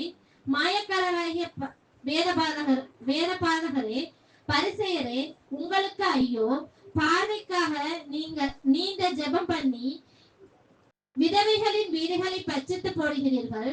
இது நிமித்தம் அதிக ஆக்கினையை அடைவீர்கள். மாயக்காரராகிய வேதபாரகரே, பரிசேயரே, உங்களுக்கு ஐயோ! ஒருவனை உங்கள் மார்க்கத்தானாக்கும்படி சமுத்திரத்தையும் பூமியையும் சுற்றி திரிகிறீர்கள். அப்ப இந்த ஜனங்கள் யாருன்னா இஸ்ரேல் ஜனங்கள் மத்தியில தேவனுடைய ராஜ்யத்துக்குள்ள இவங்களும் போறதில்ல, மற்றவங்களையும் போவிடாத அளவுக்கு தடை பண்றவர்களா இருக்கிறாங்க. ஆனா அதற்குரிய விஷயத்துல கிறிஸ்துவானவர் என்ன பண்ணாருன்னா அதற்கான தானியத்தை அவர்கள் மத்தியில தான் என்ன பண்ணிக்கிட்டு இருந்தார், அறுவடை பண்ணி கொண்டு இருந்தார் அப்படிங்கிறத நம்ம பார்க்கிறோம். சரிங்களா? ஆகவே 1 தீமோத்தேயு 1:7 வசனத்தை கூட பார்க்கும்போது இந்த நியாயப்பிரமாண போதகர்கள் இந்த மாதிரியான காரியத்தை உடையவர்கள்லாம் தேவனுடைய ராஜ்யத்திற்குரியவர்களாக செயல்படல. தொடர்ந்து வாசிக்கலாம் பாருங்க. 1 தீமோத்தேயு 1:7. 1 தீமோத்தேயு 1:7 பக்கம் எண் 286. தாங்கள் சொல்லுகிறது இன்னதென்றும் தாங்கள் சாதிக்கிறது இன்னதென்றும் அறியாதிருந்தும் நியாயப்பிரமாண போதகராய் இருக்க விரும்புகிறார்கள். ஒருவன் நியாயப்பிரமாணத்தை நியாயப்படி அனுசரித்தால் நியாயப்பிரமாணம் நல்லதென்று அறிகிறோம். எங்களுக்கு தெரிந்திருக்கிறபடி நியாயப்பிரமாணம் நீதிமானுக்கு விதிக்கப்படாமல் அக்கிரமக்காரருக்கும். அப்ப அந்த நியாயப்பிரமாணம்ங்கிறது முழுவதுமே யார்கிட்ட தான் கொடுத்தார் தேவன்னா? இஸ்ரேல் ஜனங்களுக்கு. இஸ்ரேல் ஜனங்கள் ஏன் கொடுத்தாருன்னா அநீதியா வாழ்ந்ததுனால நீதியாக்குறதுக்காக கொடுத்தார். அவர்கள் அதை பிடிச்சிக்கிட்டே அதுக்கு மேல வளரல. ஆனா அவர்கள் மத்தியில உள்ள நல்ல தானியங்களை நல்ல நிலத்திலிருந்து 30, 60, 100மான காரியமாக கிறிஸ்து முதலாம் அறுவடையில அறுத்தெடுத்தார் அப்படிங்கிறதையும் பார்க்கிறோம். மத்தேயு 10:5 வசனத்தை படிக்கலாம் பாருங்க.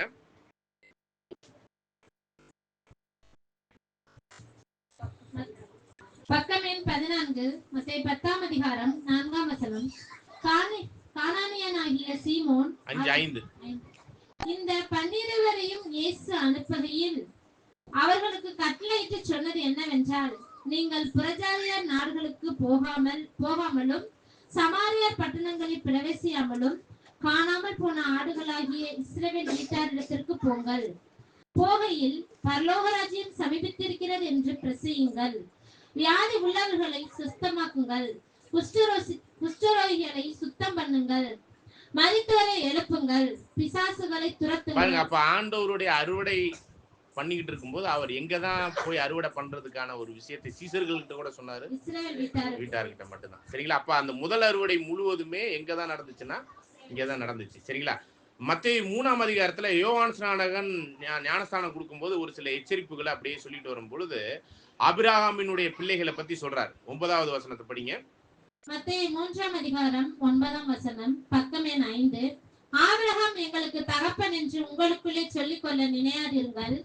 தேவன் இந்த கல்களினாலே ஆபிரகாமுக்கு பிள்ளைகளை உண்டு பண்ண வல்லவராய் இருக்கிறார் என்று உங்களுக்கு சொல்கிறேன். இப்பொழுதோ கோடாரியானது மரங்களின் வேர் அருகே வைத்திருக்கிறது.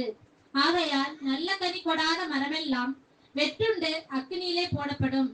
மனம் திரும்புதலுக்கு என்று நான் ஜலத்தினால் உங்களுக்கு ஞானஸ்தானம் கொடுக்கிறேன். எனக்கு பின் வருகிறவரோ என்னிலும் வல்லவராய் இருக்கிறார். அவருடைய பாதரட்சைகளை சுமைக்கிறதற்கு நான் பாத்திரன் அல்ல. அவர் பரிசுத்த ஆவியினாலும் அக்னியினாலும் உங்களுக்கு ஞானஸ்தானம் கொடுப்பார். 100 கூடை அவர் கையில் இருக்கிறது. தூற்றுக்கூடை அவர் கையில் யாருடைய கையில இருக்கு? அப்ப தூற்றுக்கூடை அவர் கையில இருக்குன்னா அறுத்த பிறகு தானியங்களையும் கற்காலையும் பிரிக்கக்கூடிய ஒரு வேலை. அப்ப ஆண்டவர் இஸ்ரேல் ஜனங்கள் மத்தியில களைகளை எல்லாம் பிரிச்சுக்கிட்டு இருக்கல. எதை பிரிச்சு எடுத்துக்கிட்டு இருந்தாரு? தானியத்தை பிரிச்சு எடுத்தார். அந்த தூற்றுக்கும் போது என்ன ஆயிருங்க, அந்த பதரெல்லாம் காத்தோட காத்தா போயிரும். சரிங்களா? அப்ப காத்தோட காத்தா போற அந்த நிலைமையில உள்ளவங்களை பத்தி எபேசியர் 4:13-14 படிக்கலாம் பாருங்க. 14-14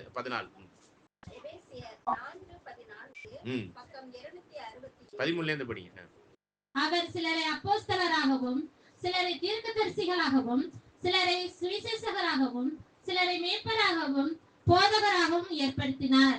நாம் இனி குழந்தையாய் இராமல் மனுஷருடைய சூதும் வஞ்சகத்திற்கு ஏதுவான தந்திரமுள்ள போதகமாகிய பலவித காட்சினாலே அலைகளைப் போல அடிக்கப்பட்டு அலைகிறவராய் இராமல் அன்புடன் சத்தியத்தை கைக்கொண்டு தலையாய கிறிஸ்துவுக்குள் எல்லாவற்றிலேயும்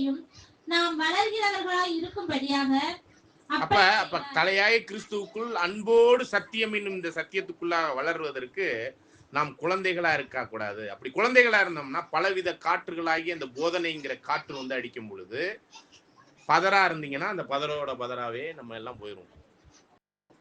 ஆனா நல்ல விளைஞ்ச தானியம் அங்கனே தான் கிடக்கும்.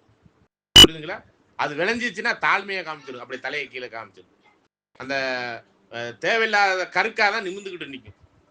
அப்போ முதல் அறுவடையில இந்த பரிசேயர்கள் சேசேயர்கள்லாம் ஆலயத்தில் நின்றுக்கிட்டு மற்ற வேதபாதர்களும் ஆசாரியர்களும் பிரதான ஆசாரியர்கள் தான் அங்கே மேல தலைவர்கள் மாதிரி இந்த கற்கா மட்டும்தான் நின்றுகிட்டு இருந்துச்சு. ஆனா உண்மையான தானியங்கள்லாம் தாழ்மையை காமிச்சு கிறிஸ்து கிட்ட வந்து அந்த அறுவடையின் தானியங்களா மாறிடுச்சு. சரிங்களா? அப்ப ஆண்டவருடைய கையில என்ன இருக்குன்னா தூற்றுக்கூடை இருக்கு. இப்படி ஒரிஜினல் டூப்ளிகேட்டை ஈஸியா கண்டுபிடிச்சிடலாம். இதே தூற்றுக்கூதையை தான் இப்ப நம்ம கையில கொடுத்துருக்கிறார். இந்த பைபிள் சத்தியத்துக்கு கீழ்ப்படுகிறவங்கலாம் இந்த சத்தியத்துக்குள்ளாக என்ன மாதிரி காத்தடிச்சாலும், பொய் போதனை வந்தாலும், பொய்யான காற்றுகளான உபதேசங்கள் வந்தாலும் அது அப்படியே ஸ்டஃப்பா அங்கேயே கனமா அங்கேயே கிடக்கும். ஆனா இந்த கற்கா மட்டும்தான் என்ன பண்ணும், காத்தோட காத்தா அடிச்சுட்டு போயிடும்.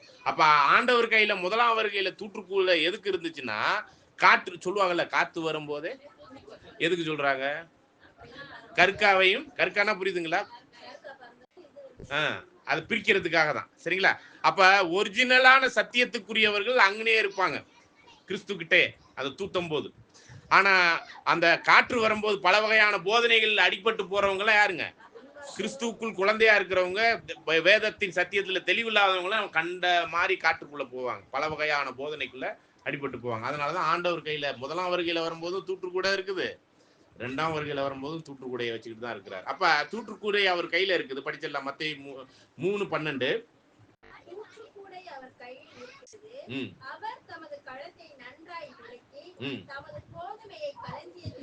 பாருங்க, தன்னுடைய களத்தை நன்றாய் விலக்கி, எதுக்கு விளக்கணும், ஒண்ணு சுத்தம் பண்றதா இருக்கலாம், அது இருக்கு. ஆனா நன்றாய் விலக்கினா காத்து நல்லா வரணும். அப்பதான் என்ன பண்ண முடியும், களத்துல காத்து நல்லா வந்தாதான் என்ன பண்ண முடியும், தூத்த முடியும். அப்ப தூட்டினாதான் ஒரிஜினல் என்ன டூப்ளிகேட் என்னங்கிறது தெரியும். டூப்ளிகேட்லாம் காத்தோட காத்தா போயிடும், பதரை போல இருப்பாங்க. சரிங்களா? துன்மார்க்கமான அந்த ஜனங்கள் காற்றோட காற்றோட போயிருவாங்க, இந்த சத்தியத்துக்கு கீழ்ப்படிய மாட்டாங்க. அதனாலதான் கனமுள்ளவர்கள் மட்டும்தான், சத்தியத்துல தெளிவுள்ளவர்கள் மட்டும்தான் கிறிஸ்துவனுடைய பாதத்துல அங்கனே கிடப்பாங்க. சரிங்களா? அப்ப அதுதான் இங்க சொல்ல வருது. படிங்க.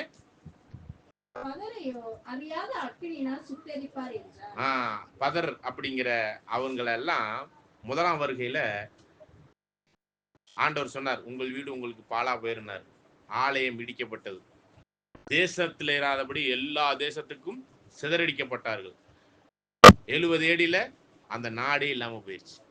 அதுதான் என்னதுங்க, அவர்களுக்கான இஸ்ரேல் தேசத்துக்கான மகா உத்தர காலம்.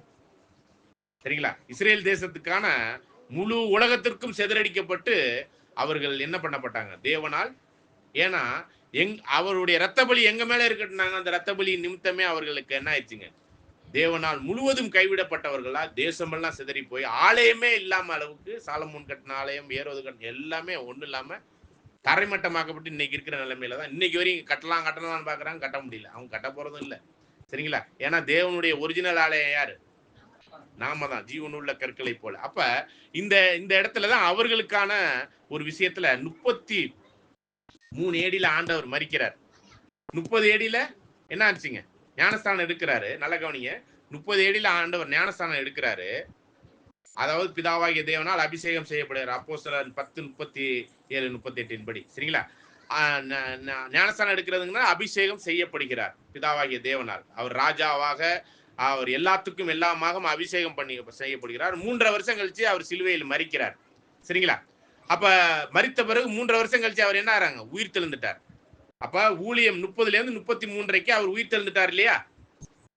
அதுக்கப்புறம் 70 அடியில அந்த தேசம் இல்லாத அளவுக்கு முற்றிலுமே கைவிடப்பட்டு தகர்க்கப்பட்டுருச்சு இல்லையா? இதே இணையான யுகம் தான் ஆண்டவர் 2ஆம் வருகையில ராஜாதி ராஜாவாக முடிசூட்டப்பட்டவராய் ராஜ்யபாரத்தை பெற்றுக்கொண்டு 1874 வர்றார், அபிஷேகம் செய்யப்பட்ட ஆவிக்குரிய ராஜாவாக. முதல் வருகையில மாமிசத்துல ராஜாவா வந்தார், அபிஷேகம் செய்யப்பட்டார். 2ஆம் வருகையில ஆவிக்குரிய ரீதியில 1874 ராஜாவா வர்றார். 3 வருஷம் கழிச்சு அவர் எப்படி முதலாம் வருகையில மரித்து 3 வருஷம் கழிச்சு உயிர்த்தாரோ, இந்த 6 சபையின் காலத்தில் உள்ளவங்களும் மரித்து உயிர்த்து அவரோட போய் மேகத்துல இருக்கிறாங்க. இப்ப மிச்சம் இருக்கிற நாம தான் 1878க்கு அப்புறம் மிச்சம் இருக்கிற நாமெல்லாம் சத்தியத்தை கேட்டு அதனுடைய ஓட்டத்தை முடிக்க முடிக்க ஒவ்வொருத்தரா அவர்கிட்ட போய் சேர்ந்துக்கிட்டு இருக்கோம். ஒரு நொடி பொழுதுல போயிட்டு இருக்கிறோம். அவங்கெல்லாம் இந்த 2000 வருஷமும் மரித்து இருக்க வேண்டியதா இருந்துச்சு. நம்மளுக்கோ எப்படிப்பட்ட ஒரு விஷயம்னா, ஒரு நொடி பொழுதுல மறுரூபமாகக்கூடிய அப்படின்னா என்னதுன்னா, சத்தியத்துல முடிவு பரியந்த மரணம் வரையும் நிலைந்து இந்த மாமிசத்தை விட்டு விலகும் பொழுதே ஆவிக்குரிய சரியத்துல ஒரு நொடி பொழுதுல நம்ம போயிருவோம்.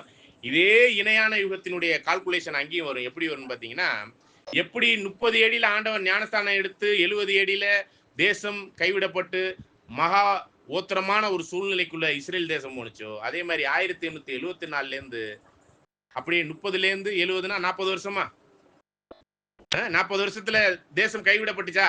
அதே மாதிரி 1874 இருந்து 40 வருஷம் கூட்டுங்க. 1874 இருந்து 40 வருஷம். சரி, 1874 இருந்து 1914 முதலாம் உலக போர் வந்துச்சு. அது என்னன்னா இணையான யுகம். இந்த உலகத்துக்கான முடிவு கரெக்டா வந்து 40 வருஷத்துல அங்கேயும் முடியும். 70 AD அங்கே இங்கே 1914.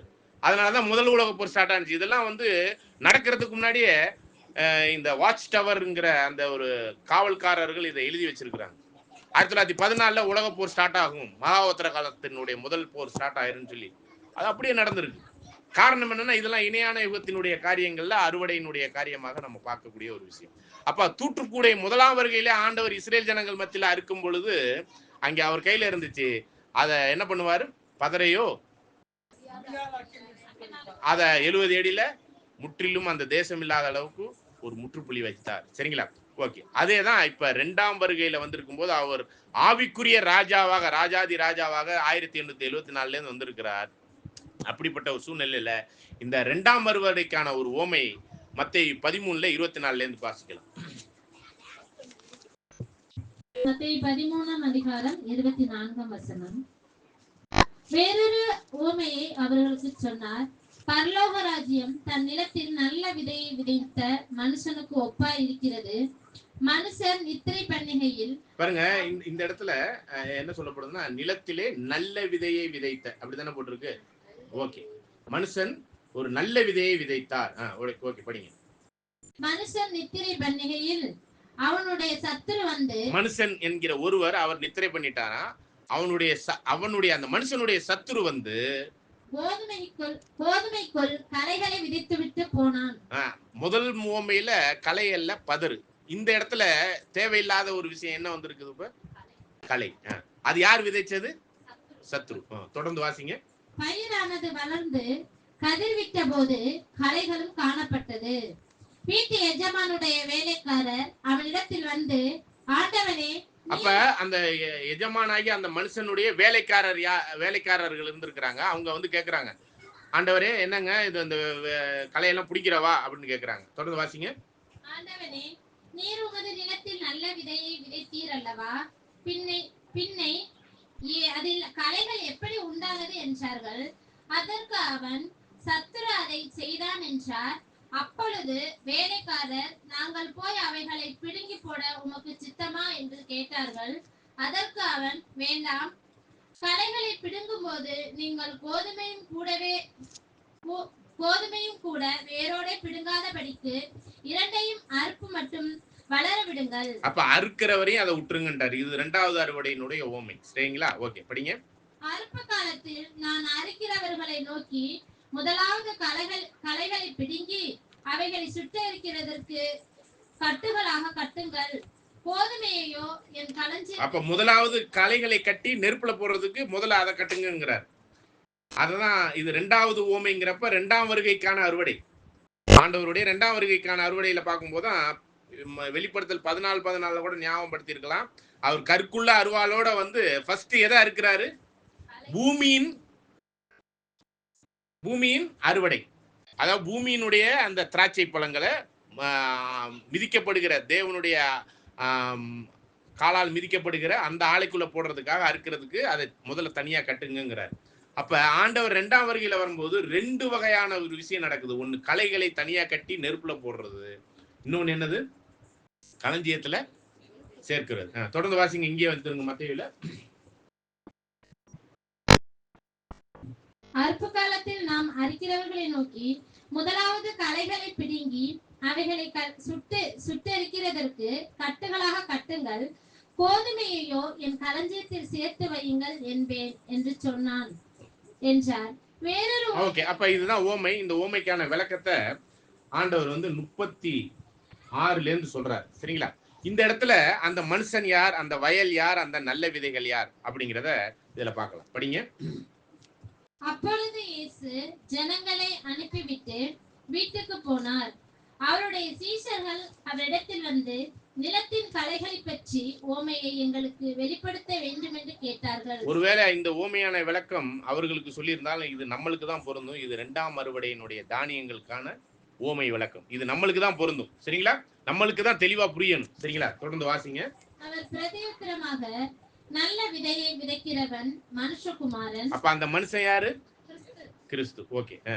நிலம் உலகம். நிலம் 2ஆம் அறுவடைக்கு உலகத்துக்குள்ளே கொண்டு போய் விதைச்சிட்டார். சரிங்களா? தொடர்ந்து வாசிங்க. நல்ல விதை ராஜ்யத்தின் புத்திரர். முதல் அறுவடையில விதை எதுன்னு பார்த்தோம்? முதல் அறுவடையில் விதைத்தது எதை? முதல் அறுவடையில நம்ம லூக்காவுல படிச்சோம். என்ன படிச்சோம்? லூக்கா விதைத்த விதை என்னன்னு கேட்டேன். 8:11 என்ன பார்த்தோம்? வசனம். ஆனா 2ஆவது அறுவடையில இங்க என்ன சொல்லிட்டார்? விதைய நல்ல விதைன்னு சொன்னாரா? அந்த நல்ல விதை என்னன்னு சொல்றாருங்க? ராஜ்யத்தின் புத்திரர். அப்ப முதலாம் அறுவடையில அறுக்கப்பட்ட அந்த தானியங்கள் இருக்கு இல்லையா, அதையே விதைச்சிட்டார். அதுதான் யாரு? முதலாம் அறுவடையில வந்த தானியங்கள் யாரு? அப்போஸ்தலர்கள், சீசர்கள். அவங்களே 2ஆவது அறுவடைக்கான தானியங்களாக விதைக்கிறார். அதனாலதான் இந்த இடத்துல வசனம் சொல்லல, யார சொல்லிட்டாரு? அப்போஸ்தலர்கள். சரிங்களா? அவர்கள்லாம் உலகமெல்லாம் போய் என்னை குறித்து சாட்சியம் கொடுங்க அப்படின்னு சொல்லும் போது அவர்கள் சத்தியத்திற்கு தூணும் ஆதாரமா வாழ்ந்து காமிச்சாங்க. வாழ்க்கையே சத்தியமா இருந்துச்சு. ஆகவே அவங்களை பார்க்கும்போது படிக்கிற மாதிரி இருந்துச்சு. அவங்க படித்து அவர்கள் எல்லாரும் வாழ ஆரம்பிச்சிட்டாங்க. அப்படிப்பட்ட ஒரு விஷயம் நடந்திருக்கிறத பாக்குறோம். சரிங்களா? அப்ப இங்க 2ஆவது அறுவடைக்கான தானியம் யாரு? ராஜ்யத்தின் புத்திரர், அப்போஸ்தலர்கள். விசேஷ விதமா அவருடைய சீசத்துவத்தில் சாட்சியுள்ள வாழ்க்கை வாழ்ந்தவர்கள் நம்ம பார்க்கிறோம். தொடர்ந்து வாசிங்க. இங்க கலைகள்ங்கிறது பொல்லாங்கன், பொய் கிறிஸ்தவ மார்க்கத்துக்கு உருவாக்கின பொல்லாங்கன் சாத்தான். சரிங்களா?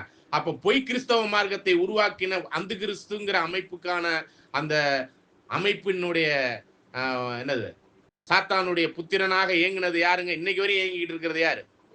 அந்த கிறிஸ்து யாரு? இன்னைக்கு கூட ஒரு வாரத்துக்கு முன்னாடி சேர்த்தாரு, அவர் தான் அந்த கிறிஸ்து. சரிங்களா?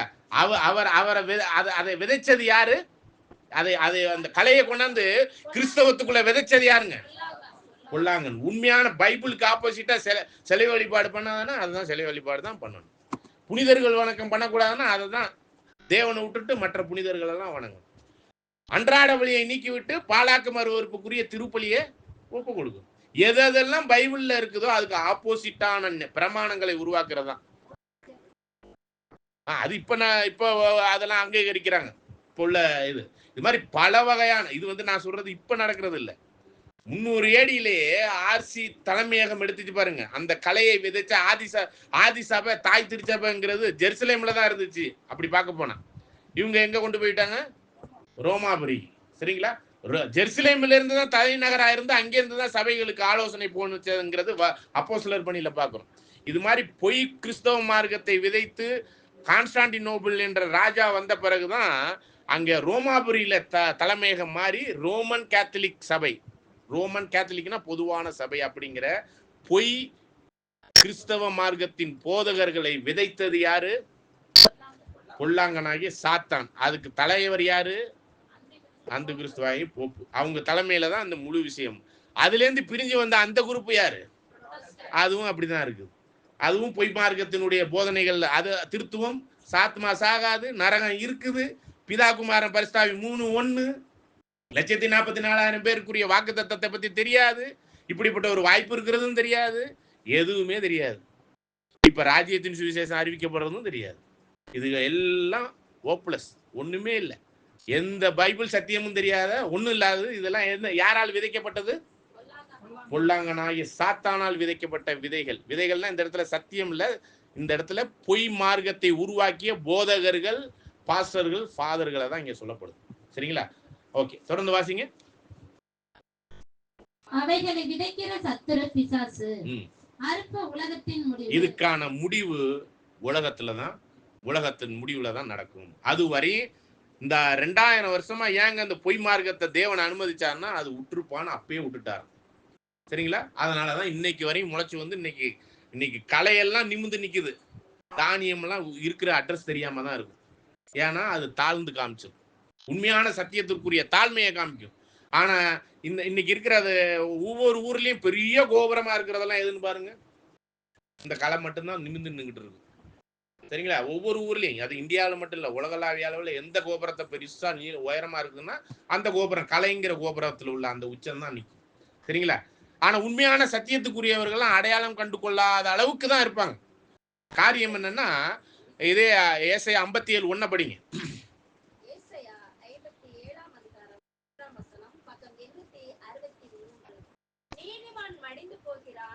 ஒருவரும் அதை மனதில் வைக்கிறதில்லை. உண்மையான சத்தியத்துக்குரிய நீதிமான் செத்து போயிருவாங்களா? அது யாருக்குமே அறியாதபடியே இருந்திருக்கும். படிங்க. புத்திமான்கள் எடுத்துக்கொள்ளப்படுவார்கள். இந்த உண்மையான சத்தியத்துக்குரியவர்கள் எடுத்துக்கொள்ளப்படுவார்கள் பரலோகத்துக்குரிய வாய்ப்புல.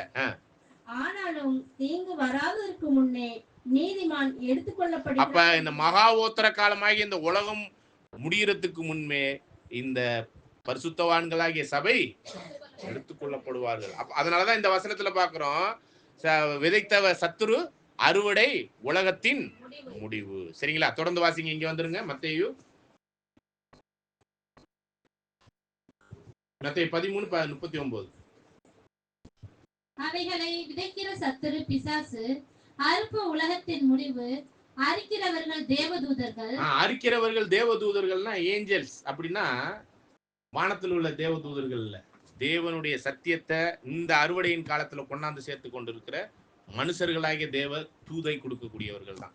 சரிங்களா? ஏன்னா ஆண்டவர் முதலாம் வருகையில வந்துட்டு பெந்தகோஸ்தே நாள் முதலாய் தேவன் தேவ தூதர்களை வைத்து பயன்படுத்தல, எல்லாருமே மனுஷர்களை வச்சுதான் இந்த சத்தியத்தை கொண்டு போனார். அப்போஸ்தலர்கள், தீர்க்கதரிசிகளை வச்சு. சரிங்களா? நேரடியா டீல் பண்ண ஆரம்பிச்சிட்டார் தேவனுடைய ஆவியை ஜனங்களுக்கு கொடுத்து. சரிங்களா? அப்ப இந்த இடத்துல அரிக்கிறவர்கள் தேவ தூதர்கள்னா இந்த சத்தியத்தை சொல்லி அந்த சத்தியத்துக்குரிய தானியங்களை அறுத்து களஞ்சியத்துல சேர்க்கக்கூடியவர்கள். ஆண்டவர் கூட யார்கிட்ட அறுக்க சொன்னாரு? அவருடைய சீசர்களை பார்த்து தானே சொன்னாரு, யோவான் 4:35. ஓகே, தொடர்ந்து வாசிங்க. இங்கே வாசிங்க. அவைகளை விதைக்கிற சத்துரு பிசாசு, அற்ப உலகத்தின் முடிவு, அரிக்கிறவர்கள் தேவதூதர்கள். ஆதலால் கலைகளை சேர்த்து அக்னியால் சுட்டரிக்கிறது போல இவ்வுலகத்தின் முடிவிலே நடக்கும். அப்ப இந்த உலகத்தின் முடிவுல தான் அறுத்து கட்டிடுவாங்க. இப்ப இன்னைக்கு ஒரு மிக முக்கியமான சம்பவம் நடக்கணுங்க. எல்லா ஹிந்து, முஸ்லிம், கிறிஸ்தவர்கள் எல்லாம் போப்பின் தலைமையில சேர்த்து கட்டப்பட்டு ஒரே மதமா உருவாகணும். அதான் எல்லா கலைகளும் சேர்த்து கட்டப்படணும். அதை ஒருங்கிணைச்சுக்கிட்டு இருக்காரு போப்பு. பல வருஷமா பண்ணிக்கிட்டு இருக்காரு, முடியல. இப்ப வர்ற இந்த கடைசி போப்பாத்தையும் பண்றதுக்கு ஒரு முயற்சி எல்லாம் பண்ணாரு. இந்த கொரோனா டயத்துல எல்லாம் அது இதுன்னு பண்ணாரு, அதுவும் முடியல. எந்த போப்பு பண்ண போறான்னு தெரியல. ஆனா அந்த கலைகள் எல்லாம் சேர்த்து ஒரே மதத்துக்குரிய இந்த போப்பின் தலைமையில எல்லாரும் ஒண்ணு சேரக்கூடிய ஒரு இது எல்லாரும் சேர்த்து கட்டப்படணும். எதுக்கு கட்டப்படணும்? போட்டு எரிக்கிறதுக்கு. அக்கினிங்கிறது மகா ஓத்திர காலத்தினுடைய உச்சத்துல இந்த பாபிலோன் ஜட்ஜ்மெண்ட்ல கொண்டு போய் என்ன பண்ணிடுவாங்க தேவன், இந்த பேர் கிறிஸ்தவ மார்க்கம், கிறிஸ்தவம், எல்லா மதமும் ஒண்ணு சேர்த்து கொண்டு போய் அந்த மகா ஓத்திர காலத்துல போட்டு எல்லாம் ஒண்ணு இல்லாம ஆயிருமா. அதுதான் அந்த அக்கினிங்கிறது. இந்த நரகம் நினைச்சுக்காதீங்க. மகா ஓத்திர காலத்துக்கான அந்த வேதனைக்குரிய அந்த இடத்துல கொண்டு போய் தேவன் என்ன பண்ணிடுவார், இந்த கலைகள் எல்லாம் சேர்த்து கட்டிக்கிட்டு தான் இருக்கிறார். இன்னும் கட்டப்பட்டு சேரல. எது வரையும் கட்டப்படும்? சபை நிறைவேற வரை இது கட்டப்பட்டுக்கிட்டே இருக்கும். ஓகே, கலைகள் எப்பயும் மெஜாரிட்டியா தான் இருக்கும், சபை எண்ணிக்கையில குறைவா தான் இருக்கும். தொடர்ந்து வாசிங்க.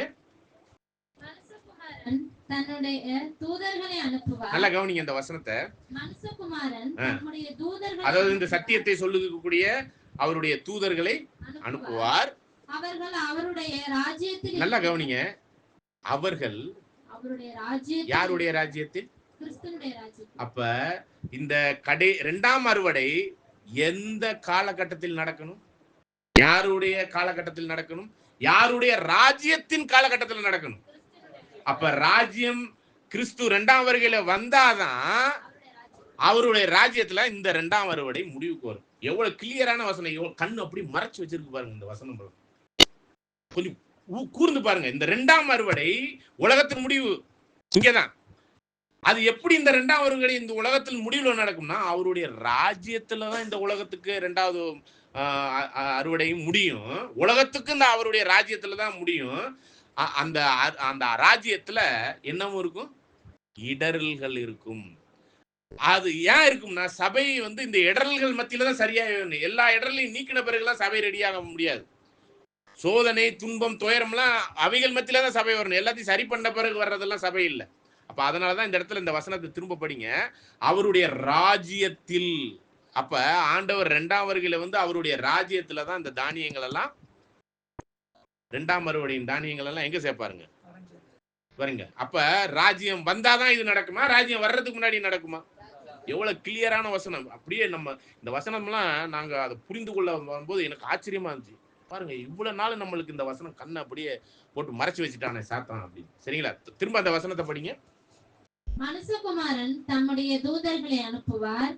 அவர்கள் அவருடைய ராஜ்யத்தில் இருக்கிற சகல இடரல்களையும் அக்கிரமம் செய்கிறவர்களையும் சேர்த்து அவர்களை அக்கினி சூளையிலே போடுவார். அப்ப ஆண்டவர் 2ஆம் வருகையில வந்து 1000 வருட அரசாட்சியில தான் மகா உத்தர காலத்தின் உச்சத்துல சபை முடியும் பொழுது இந்த கலைகளையும் சேர்த்து கொண்டு போய் பாபிலோனுடைய ஜட்ஜ்மெண்ட்ல அங்க என்ன ஆகும்? நெருப்புல போட்டு ஒண்ணு இல்லாம ஆக்கிடுவார். சபை எந்த சபையும் இல்லாம போயிடும். இருக்கிற நீங்க எந்த பேர் சபை இருக்கோ அத்தனையுமே மண்ணா போயிடும். அதுதான் இந்த வசனம் சொல்லுது. சும்மா வேணா சொல்லிக்கிட்டு இருக்கலாம். நம்ம பரலோகத்தில் எழுதப்பட்ட அந்த சபையை தவிர வேற எந்த சபையுமே இருக்காது. எல்லாமே மண்ணா போகுது. அதெல்லாம் நம்பி எங்கேயும் ஏங்கிறாது. அது ஆர்சியா இருக்கட்டும், வேற எந்த ஏசியா இருக்கட்டும். ஓகே, படிங்க. அங்கே அழுகையும் பற்கடிப்பும் உண்டாயிருக்கும். இந்த அழுகை பற்கடிப்புங்கிறது மகா உத்தர காலத்துல 10 கண்ணீர் உவமையில கூட புத்தி இல்லாதவர்களும் அழுகையும் பற்கடிப்பும் உள்ள அந்த கைவிடப்பட்ட மகா உத்தர காலத்துல திரள் கூட்டம் போய் நிக்கிற அதே இடத்துலதான் இந்த சபைகள்லாம் போய் ஓத்திரத்துல நிக்க போகுதுங்கிறத சொல்றாரு. படிங்க. அப்பொழுது நீதிமான்கள் தங்கள் பிதாவின் ராஜ்யத்திலே சூரியனை போல பிரகாசிப்பார்கள். கேட்கிறவர்களுக்கு காதுள்ளவன் கேட்க கடவன். அன்றையும் பரலோக ராஜ்யம். ஓகே. அப்ப ஆகவேதான் நம்ம இதைதான் நம்ம கடந்த கூடுகையில பார்க்கும்போது வெளிப்படுத்தல் 14ஆம் அதிகாரத்துல வெள்ளை சிங்காசனத்துல மேகத்தின் மேல வந்து அருவாளோட வந்து நின்றுகிட்டு என்ன பண்ணுவாருங்க? நீட்டினார். அது எந்த தானியத்தை, எந்த திராட்சைய? பூமியின் திராட்சைய எதுல கொண்டு போய் போடுறதுக்கு?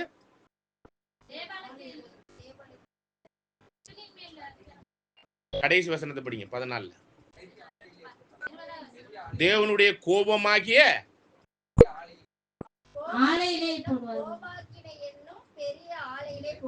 அப்ப அந்த கலைகள் எல்லாம் சேர்த்து கட்டி நெருப்புல போடுறதுங்கிறது என்னன்னா தேவனுடைய கோபம்லாம் எக்ஸ்ட்ரீமா போய் இருக்கக்கூடிய அந்த இடம் தான் அது நெருப்புல போடுறதுங்கிறது மகா உத்தரமாயி அது மிதிக்கப்பட்டு ஒண்ணு இல்லாம தரைமட்டம் ஆகக்கூடிய ஒரு விஷயம்தான் இந்த பூமியின் திராட்சைகள் எல்லாம் விளைச்சலுக்கு வந்தவன. அது அறுவடையின் திராட்சைகள் அல்ல, என்னதுங்க? கலைகள். சரிங்களா? இந்த கலைகளை பத்தி பார்க்கணும்னா கலைகளை பத்தி நீங்க அதெல்லாம் என்னது விஷமாதான் இருக்கும். சரிங்களா? அதை கொண்டு போய் நம்ம வீட்டுல சேர்த்து வச்சு சாப்பிட முடியுமா? ஆனா அவைகள் எதன் மத்தியில தான் வளர்ந்து வருது பாருங்க. எப்படி நிமிர்ந்து நிக்குதுன்னு பாருங்க. இதே மேட்டுமை, துமுறு, அகம்பாவம், பெருமையில தான் இதெல்லாம் நின்றுகிட்டு இருக்குதுங்க. இதுகளுக்கெல்லாம் ஒண்ணு இல்லாம நான் உண்மையிலே சொல்றேன். நீங்க கூகுள்ல எல்லாம் போட்டு பாருங்க. அமெரிக்கா, யூரோப்பு நாடுகள் எல்லாம் சபையில யாருமே போறது இல்லை. பைபிளே இல்லாம போயிருச்சு, படிக்கிறதே இல்லை. அந்த அளவுக்கு சூழ்நிலைகள் அருவறுப்புகளின் உச்சத்துல இருக்கிறத நம்ம பார்க்கிறோம். அப்ப அதுதான் இதற்கான ஜட்ஜ்மெண்ட் எல்லாம் தேவன் தெளிவாக வைத்திருக்கிறாருங்கிறத இந்த வசனங்கள் மூலமாக எல்லாம் தெளிவாக நம்ம புரிந்து கொள்ள முடிகிறது. ஓகே, இப்ப நம்ம என்ன பண்ணலாம்னா இந்த அறுவடை முடிஞ்சிச்சுன்னா அப்படின்னா எந்த அறுவடை? யாரு? நாம் இல்லைங்களா? சபை. இந்த 1,44,000 முடியும் போது இந்த பேர் கிறிஸ்தவ மார்க்கத்துக்கெல்லாம் ஒரு முடிவு, நான் உயிரோட இருக்கிற சபை தான் அவங்களுக்கு ஒரு முடிவு கட்டிட்டே போகணும். அப்படிதான் ஒரு தீர்க்க தரிசனம் சொல்லுது. அதாவது உயிர் தெளிந்து போனவங்கல்ல, சபையில உயிர் தெளிந்து போனவங்கல்ல, உயிரோட இருக்கிற சபை தான் இவங்களுக்கு ஒரு முடிவு கட்டிட்டு போகணுமா, அவங்களுக்கு ஒரு ஜட்ஜ்மெண்ட் கொடுத்துட்டு போகணுமா. இதை வந்து வாய்ப்பு இருந்தா நம்ம நாகும்ங்கிற ஒரு புத்தகத்துல பார்க்கலாம். சரிங்களா? அப்ப அந்த மாதிரியான மாமிசத்துல இருக்கிற சபை தான் இந்த பாபிலோனுக்கு ஒரு ஜட்ஜ்மெண்ட் எழுதி அதுக்கான முடிவு கட்டிட்டு இதுக்கு ஒண்ணு இல்லாம ஆக்கிட்டு அதுக்கப்புறம் தான் சபை உயிர் தெழுந்து போகணும். சரிங்களா? ஓகே, இதுதான் சபையினுடைய நிறைவு. இந்த சபை முடிஞ்ச பிறகு அறுவடை, உலகத்தின் முடிவு. ராஜ்யத்தின் சுவிசேஷம் சாட்சியை அறிவிக்கப்பட்டிருக்கு, உலகத்தின் முடிவு பக்கத்துல வந்துருச்சு. அப்போ அநேக அடையாளங்களும் நம்மளுக்கு கண்ணுக்கு தெரிஞ்சிருச்சு உலக முடிவுக்கான காரியம். அப்படிங்கும்போது இந்த எண்ணி எனக்கு தெரிஞ்சு 4000 பேர் கூட இந்த ஒரு வாய்ப்புல இருக்கிறாங்களான்னு எனக்கு தெரியல. மேபி அந்த ஒரு வாய்ப்புல நம்மளுக்கான அந்த கடைசியா நம்மளுக்காக கொடுக்கப்பட்டிருக்கிற இந்த அறுவடையின் தானியங்களாக நாம் அறுக்கப்படணுங்கும் போதுதான் இந்த அறுவடை முடிஞ்சிச்சுன்னா அடுத்தது இன்னொரு அறுவடை யாருக்கு? அதாவது சபை வாய்ப்பு இல்லாத மற்ற ஏனையருடைய அறுவடை. மற்ற ஏனைய திரள் கூட்டமா இருக்கலாம், உலக ஜனங்கள், இஸ்ரேல் ஜனங்கள், முற்பிதாக்கள், எல்லாருடைய மொத்த அறுவடை தான் எந்த அறுவடை? 3ஆம் அறுவடை. இதை பத்தி மத்தேயு 25ஆம் அதிகாரத்துல 31வது வசனத்திலிருந்து வாசிக்கலாம். பக்கம் எண் 40, 25ஆம் அதிகாரம், மத்தேயு 35ஆம் வசனம். 31. அன்றையும் மனுஷகுமாரன் தமது மகிமை பொருந்தினவராய் சகல பரிசுத்த தூதரோடும் கூட வரும்போது. பாருங்க, இந்த ஓமையை நம்ம ஏற்கனவே புரிஞ்சிருப்போம்னு நினைக்கிறேன். வெள்ளை ஆடு, செம்மறி ஆடு. சரிங்களா? இதை நம்ம படிச்சிருப்போம். இருந்தாலும் இதுக்கான விளக்கத்துக்குள்ள நேரடியா போயிடலாம். அதாவது மனுஷகுமாரன் அவருடைய பரிசுத்த தூதர்களோட கூட வருவாராம். எல்லா தேசத்தாரையும் அவருக்கு முன்னாடி கொண்டாந்து வைப்பாங்க. வச்ச உடனே அதை வெள்ளை ஆடு, செம்மறி ஆடா பிரிப்பாங்க. இது இந்த வெள்ளையாடு செம்மறியாடுங்கிறது நீங்க நினைச்சுக்கிட்டு இருக்கிற மாதிரி வெள்ளையாடு வந்து சபை, சரி, செம்மறியாடு வந்து சபை, வெள்ளையாடு வந்து உலக ஜனங்கள் அப்படின்னு நினைக்காதீங்க. முழு உலகத்தையும் கொண்டாந்து வைக்கக்கூடிய ஒரு ஓமை. சரிங்களா? இதை நம்ம புரிஞ்சுக்கலாம், அப்புறம் புரிஞ்சுக்கலாம். அப்ப வெள்ளையாடு செம்மறியாடா ரெண்டையும் பிரிக்கிறாரு. இதுல வெள்ளையாடை பார்த்து என்ன சொல்றாருன்னா, நான் என்னவா இருந்தேன், நான் நோயில இருந்தேன், நான் சிறையில இருந்தேன், என்னை பார்க்க வந்தேன், அது இதுன்னு சொல்லுவார். அப்ப நான் நீங்க எப்பங்க வந்தீங்க, பாத்தீங்க, இருந்தீங்கன்னு கேட்டாக்க, நான் நீ என்னுடைய இவர்களுக்கெல்லாம் செய்யறதெல்லாம் எனக்கே செஞ்ச அப்படின்னு சொல்றாரு. அப்ப செம்மறியாடை பார்த்து என்ன சொல்றாரு? இதெல்லாம் நீங்க செஞ்சீங்க. நான் எப்ப செஞ்சேன்னா என்னுடைய சிறியவர்களாக இவர்களுக்கு செஞ்சதெல்லாம் எனக்கே செஞ்சேன்னு சொல்லிட்டு அதுக்கு அந்த வெள்ளையாடுகள் எல்லாம் நிராகரிச்சிடுறாரு. செம்மறியாட்டை ராஜ்யத்துக்குள்ள கொண்டாந்து சேர்க்கிறார். சரிங்களா? அப்ப இந்த ஓமையினுடைய விளக்கத்துக்குள்ள நம்ம நேரடியாவே போயிடலாம். இப்ப இந்த மத்தேயு 24ல சபையினுடைய காரியத்துல 25ஆம் அதிகாரத்துல எதை பத்தி வரும்னா புத்தி உள்ள கன்னியர். அதை தொடர்ந்து வரக்கூடிய ஒரு ஓமை தான் எதுன்னு பாத்தீங்கன்னா உலகத்தின் முடிவுக்கு அப்புறம் வரக்கூடிய இந்த ஓமை. சரிங்களா? இது எந்த ஓமை? உலகத்தின் முடிவுக்கு அப்புறம் வரக்கூடிய ஒரு விஷயம். ஏன்னு சொல்றோம்னா முத வசனமே என்ன சொல்லுதுன்னு பாருங்க, புரிஞ்சிடலாம். 25ல 31. 25ஆம் அதிகாரம் 31. 25ஆம் அதிகாரம் 31. 25ஆம் அதிகாரம் 31ஆம் வசனம். அன்றையும் மனுஷகுமாரன் தமது மகிமை பொருந்தினவராய் சகல பரிசுத்த தூதர். பாருங்க, சகல பரிசுத்த தூதரோடு கூட வருவார். அப்படின்னா என்ன அர்த்தம்? 1,44,000 பேர்லாம் ரெடியாகி ராஜ்யத்துல அவர் மனுஷகுமாரன் வரும்போது, அப்பனா முழு சபையும் நிறைவடைந்த பிறகு நடக்கக்கூடிய ஒரு விஷயம். 1,44,000 முடிஞ்ச பரிசுத்த தூதர்கள்னா யாரு? முதலாம் உயிர்த்தலில் பங்குள்ளவன் பாக்கியவானும் பரிசுத்தவானும். வெளிப்படுத்தல் 20:6. அந்த பரிசுத்த தூதர்களோடு கூட 2ஆம் வருகையில கிறிஸ்துவும் சபையும் உலகத்தை நியாயந்திருக்கிறது. 1 கொரிந்தியர் 6, 1, 2, 3 வசனத்துல தேவதூதர்களையும் நியாயந்திருப்பீர்களே. யாரையும் நியாயந்திருப்போம்? உலகத்தையும் நியாயந்திருப்பீர். அப்போ உலக நியாய தீர்ப்புக்கு கிறிஸ்து மட்டும் வரல, கிறிஸ்துவோட கூட யாரும் வரப்போறா? பரிசுத்த தூதர்களோட கூட வரக்கூடியதுங்கும் போது இதுல சபையே ஜட்ஜ்மெண்ட் எல்லாம் முடிஞ்சிருக்கும். ஜட்ஜ்மெண்ட் கொடுக்கறதுக்கு வந்திருக்கு. யாருக்கு ஜட்ஜ்மெண்ட் கொடுக்கணும்? இப்ப வெள்ளையாட்டுக்கு. இப்ப இந்த வெள்ளையாடு செம்மறியாடு யாரா இருக்கும்? சபையா இருக்குமா? தேரல் கூட்டமா இருக்கலாம். முற்பிதாக்கள் அவங்க ஆல்ரெடி குவாலிஃபைடு. உலக ஜனங்கள், இஸ்ரேல் ஜனங்களுக்கான உலக ரட்சிப்புக்கான ஜட்ஜ்மெண்ட், அதுக்கான விஷயத்துலதான் அந்த வெள்ளையாடு செம்மறியாடு கூப்பிடப்படுது, கூட்டி சேர்க்கப்படுது. படிங்க இப்ப. மகிமையுள்ள சிங்காசனத்தின் மேல் வீற்றிருப்பார். பாருங்க, மகிமையுள்ள சிங்காசனத்தின் மேல் அவர் ராஜா மாதிரி வெளியரங்கமா எல்லாருக்கும் முன்னாடி வந்துடக்கூடிய ஒரு விஷயம். படிங்க. அப்பொழுது சகல ஜனங்களும். பாருங்க, அப்பொழுது சகல ஜனங்களும். இதுல என்ன இஸ்ரேல் ஜனங்கள்னு போட்டிருக்கா? இல்ல கிறிஸ்தவர்கள்னு போட்டிருக்கா? இல்ல ஹிந்துன்னு போட்டிருக்கா? இதுவரையும் பூமியில செத்தவங்க, ஆதாமுக்குள் செத்த பிரேதக்குழியில் உள்ள அனைவரும் அவருடைய சத்தத்தை கேட்பாங்கல்ல, அப்படி அந்த காலகட்டத்துல சகல ஜனங்களும் அவருக்கு முன்பாக சேர்க்கப்படுவார்கள். எல்லாம் செத்தவங்க எல்லாம் உயிரோட இருக்கிறவங்க எல்லாம் சேர்க்கப்படுறது. இது சபை இல்ல, சபை தான் ஜட்ஜ்மெண்டே கொடுக்கிறது. அதனாலதான் இந்த 2ஆம் அறுவடை முடிஞ்சா அடுத்தது யாருக்கு ஜட்ஜ்மெண்ட்? உலகத்துக்கு. தொடர்ந்து வாசிங்க. மெய்ப்பனானவன் செம்மறி ஆடுகளையும் வெள்ள ஆடுகளையும் வெவ்வேறாக அப்ப ஃபர்ஸ்ட் பிரேத குழியில் உள்ள அவர்கள் எல்லாரையும் ஜீவன் கொடுக்கணும். அப்புறம் என்ன பண்ணணும்? பூமியில் உள்ள குடிகள் எல்லாம் நியாய தீர்ப்பின் நாளிலே நீதியை கற்றுக் கொடுக்கணும். அப்ப கூட்டி சேர்த்த பிறகு சத்தியத்தை கத்துக் கொடுக்கணும். அவருடைய பிரேத குழியிலேருந்து வரும்போது சத்தியத்தை கத்துக்கணும். சத்தியத்தை கத்துக்கிட்ட பிறகு அவர்கள் நல்லவர்களா இருக்கிறீங்களா இல்ல கெட்டவர்களாவே தொடர்ந்து இருக்கிறீங்களாங்கிறத பிரிக்கிற வேலை. சரிங்களா? இதெல்லாம் ராஜ்யத்துலதான் நடக்கணும். தொடர்ந்து வாசிங்க. அவர்களை அவர் பிரித்து செம்மறி ஆடுகளை தமது வலது பக்கத்திலும் வெள்ளாடுகளை தமது இடது பக்கத்திலும் நிறுத்துவார். அப்பொழுது ராஜா தமது வலது பக்கத்தில் நிற்கிறவர்களை பார்த்து, வாருங்கள் என் பிதாவினால் ஆசீர்வதிக்கப்பட்டவர்களே, உலகம் உண்டானது முதல் உங்களுக்காக ஆயத்தம் பண்ணப்பட்டிருக்கிற ராஜ்யத்தை சுதந்திரித்துக் கொள்ளுங்கள். பாருங்க, உலகம் உண்டானது முதல் உண்டானது எதுன்னா ஆதாமு கிட்ட தான் இந்த ராஜ்யத்தை கொடுத்தாரு.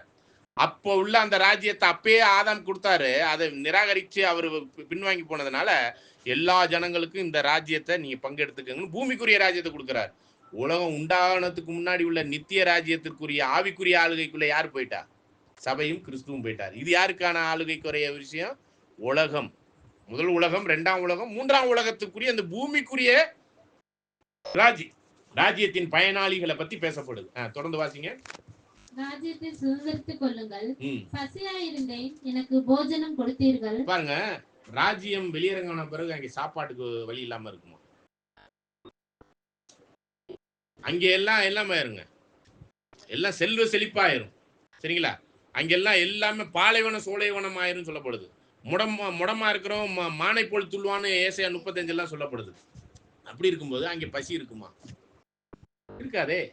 அப்ப பசியா இருந்தா எனக்கு சாப்பாடு கொடுத்தேன்னா என்ன பசி? என்ன பசி இருக்கும்? அப்ப சத்தியத்திற்குரிய ஒரு விஷயத்துல, சத்தியம் அப்படிங்கிற ஒரு இயக்கங்களுக்குரிய ஒரு விஷயத்துல அந்த பசி ஆற்றுவதற்கு ஒருத்தருக்கு ஒருத்தர் உதவக்கூடிய ஒரு தன்மை இருக்கும். இந்த உண்மையான போஜனமாகிய பசி எது? சத்திய பசி. அதுக்கு சத்தியத்தை கொடுத்து அவங்களை வழி நடத்தி நல்வழிப்படுத்தக்கூடிய அந்த விஷயத்தை இங்க சொல்றார். நான் பசியா இருந்தேன், எனக்கு போஜனம் கொடுத்தீர்கள். தாகமா இருந்தேன், என் தாகத்தை தீர்த்தீர்கள். அப்ப தாகம்ங்கிறது விசுவாசம். அப்ப அதுக்கெல்லாம் வசனம் இருக்கு யோவான்ல. பசிங்கிறது சத்தியம் போஜனம், தாகம்ங்கிறது கிறிஸ்துவின் மேல வைக்கக்கூடிய விசுவாசம். தொடர்ந்து வாசிங்க. அதுக்கு வேணா வசனம் வேணா படிச்சிருங்களேன். யோவான்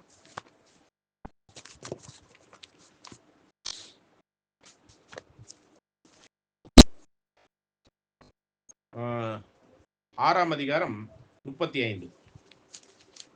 யோவான் 6ஆம் அதிகாரம் 35ஆம் பக்கம் 134. இயேசு அவர்களை நோக்கி, ஜீவ அப்பம் நானே, என்னிடத்தில் வருகிறவன் ஒரு காலம் பசியடையான். அப்ப ஆண்டவர்கிட்ட கொண்டாந்து விட்டு அந்த சத்திய போஜனத்தை கொடுக்கிறவங்களுக்கு பசி இல்லாம போயிடும். அப்ப ஆண்டவர்கிட்ட ஒருத்தர் என்ன பண்ணணுங்க? வெளியரங்கமான ராஜ்யம் வந்த பிறகு அவங்களெல்லாம் கூட்டிட்டு வந்து ஆண்டவர்கிட்ட விடணும். சரிங்களா? சத்திய பசியை ஆக்கணும். அடுத்தது என்னன்னு பாருங்க.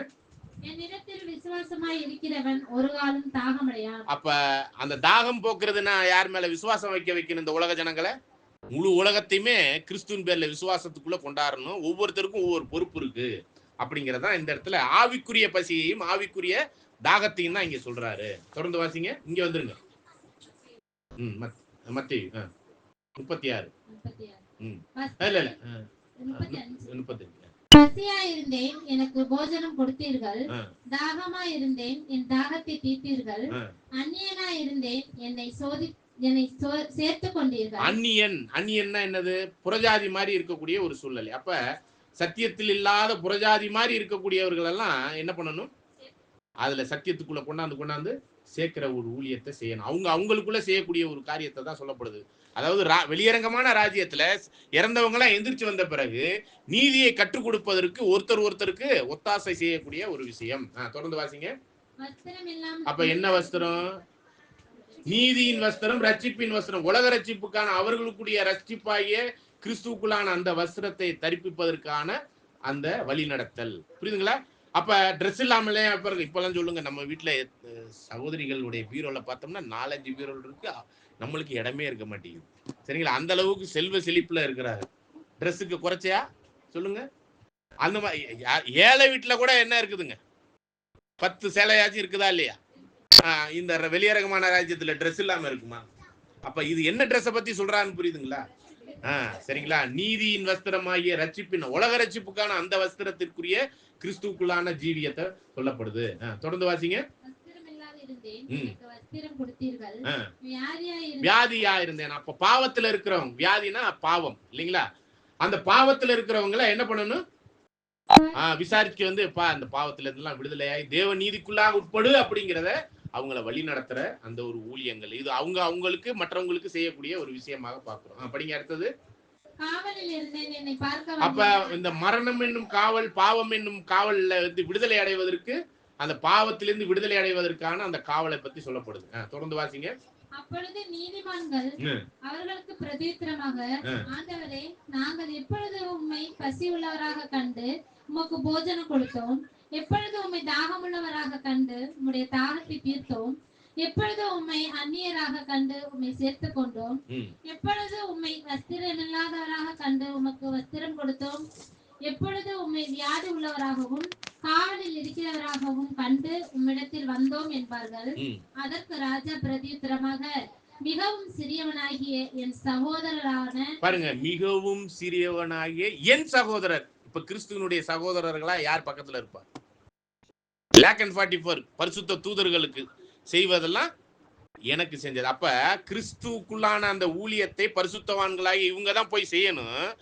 யாரு? இந்த 1,44,000 பேருக்கு செய்யக்கூடிய ஒரு விஷயம் யாருக்கு செஞ்ச மாதிரி? கிறிஸ்துவுக்கு செஞ்ச மாதிரி. அதை நம்ம எப்படி புரிந்து கொள்ளலாம்னா, பவுல் வந்து பூமியில சபையை அடிக்கும் பொழுது யாருக்கு வலிக்குது? ஏன் என்னை துன்பப்படுத்துறான்னு சொல்லி இங்க அடிச்சா அங்கே வலிக்குது. அப்படிங்கும் போது இந்த சிறுமந்தையாக சபை செய்ய வேண்டிய அந்த வேலையெல்லாம் யாருக்கு செய்யணும்? இந்த உலக ஜனங்கள் மற்றவர்களுக்கு செய்யும் பொழுதெல்லாம் யாருக்கு செஞ்ச மாதிரி? இப்போ கிறிஸ்துவின் சரீரத்துக்கு செய்யறதும் சரி, அந்த ஜனங்களுக்கு செய்யறதெல்லாம் யாருக்கே செஞ்ச மாதிரி? கிறிஸ்துவுக்கே செஞ்ச மாதிரி. ஓகே, தொடர்ந்து வாசிங்க.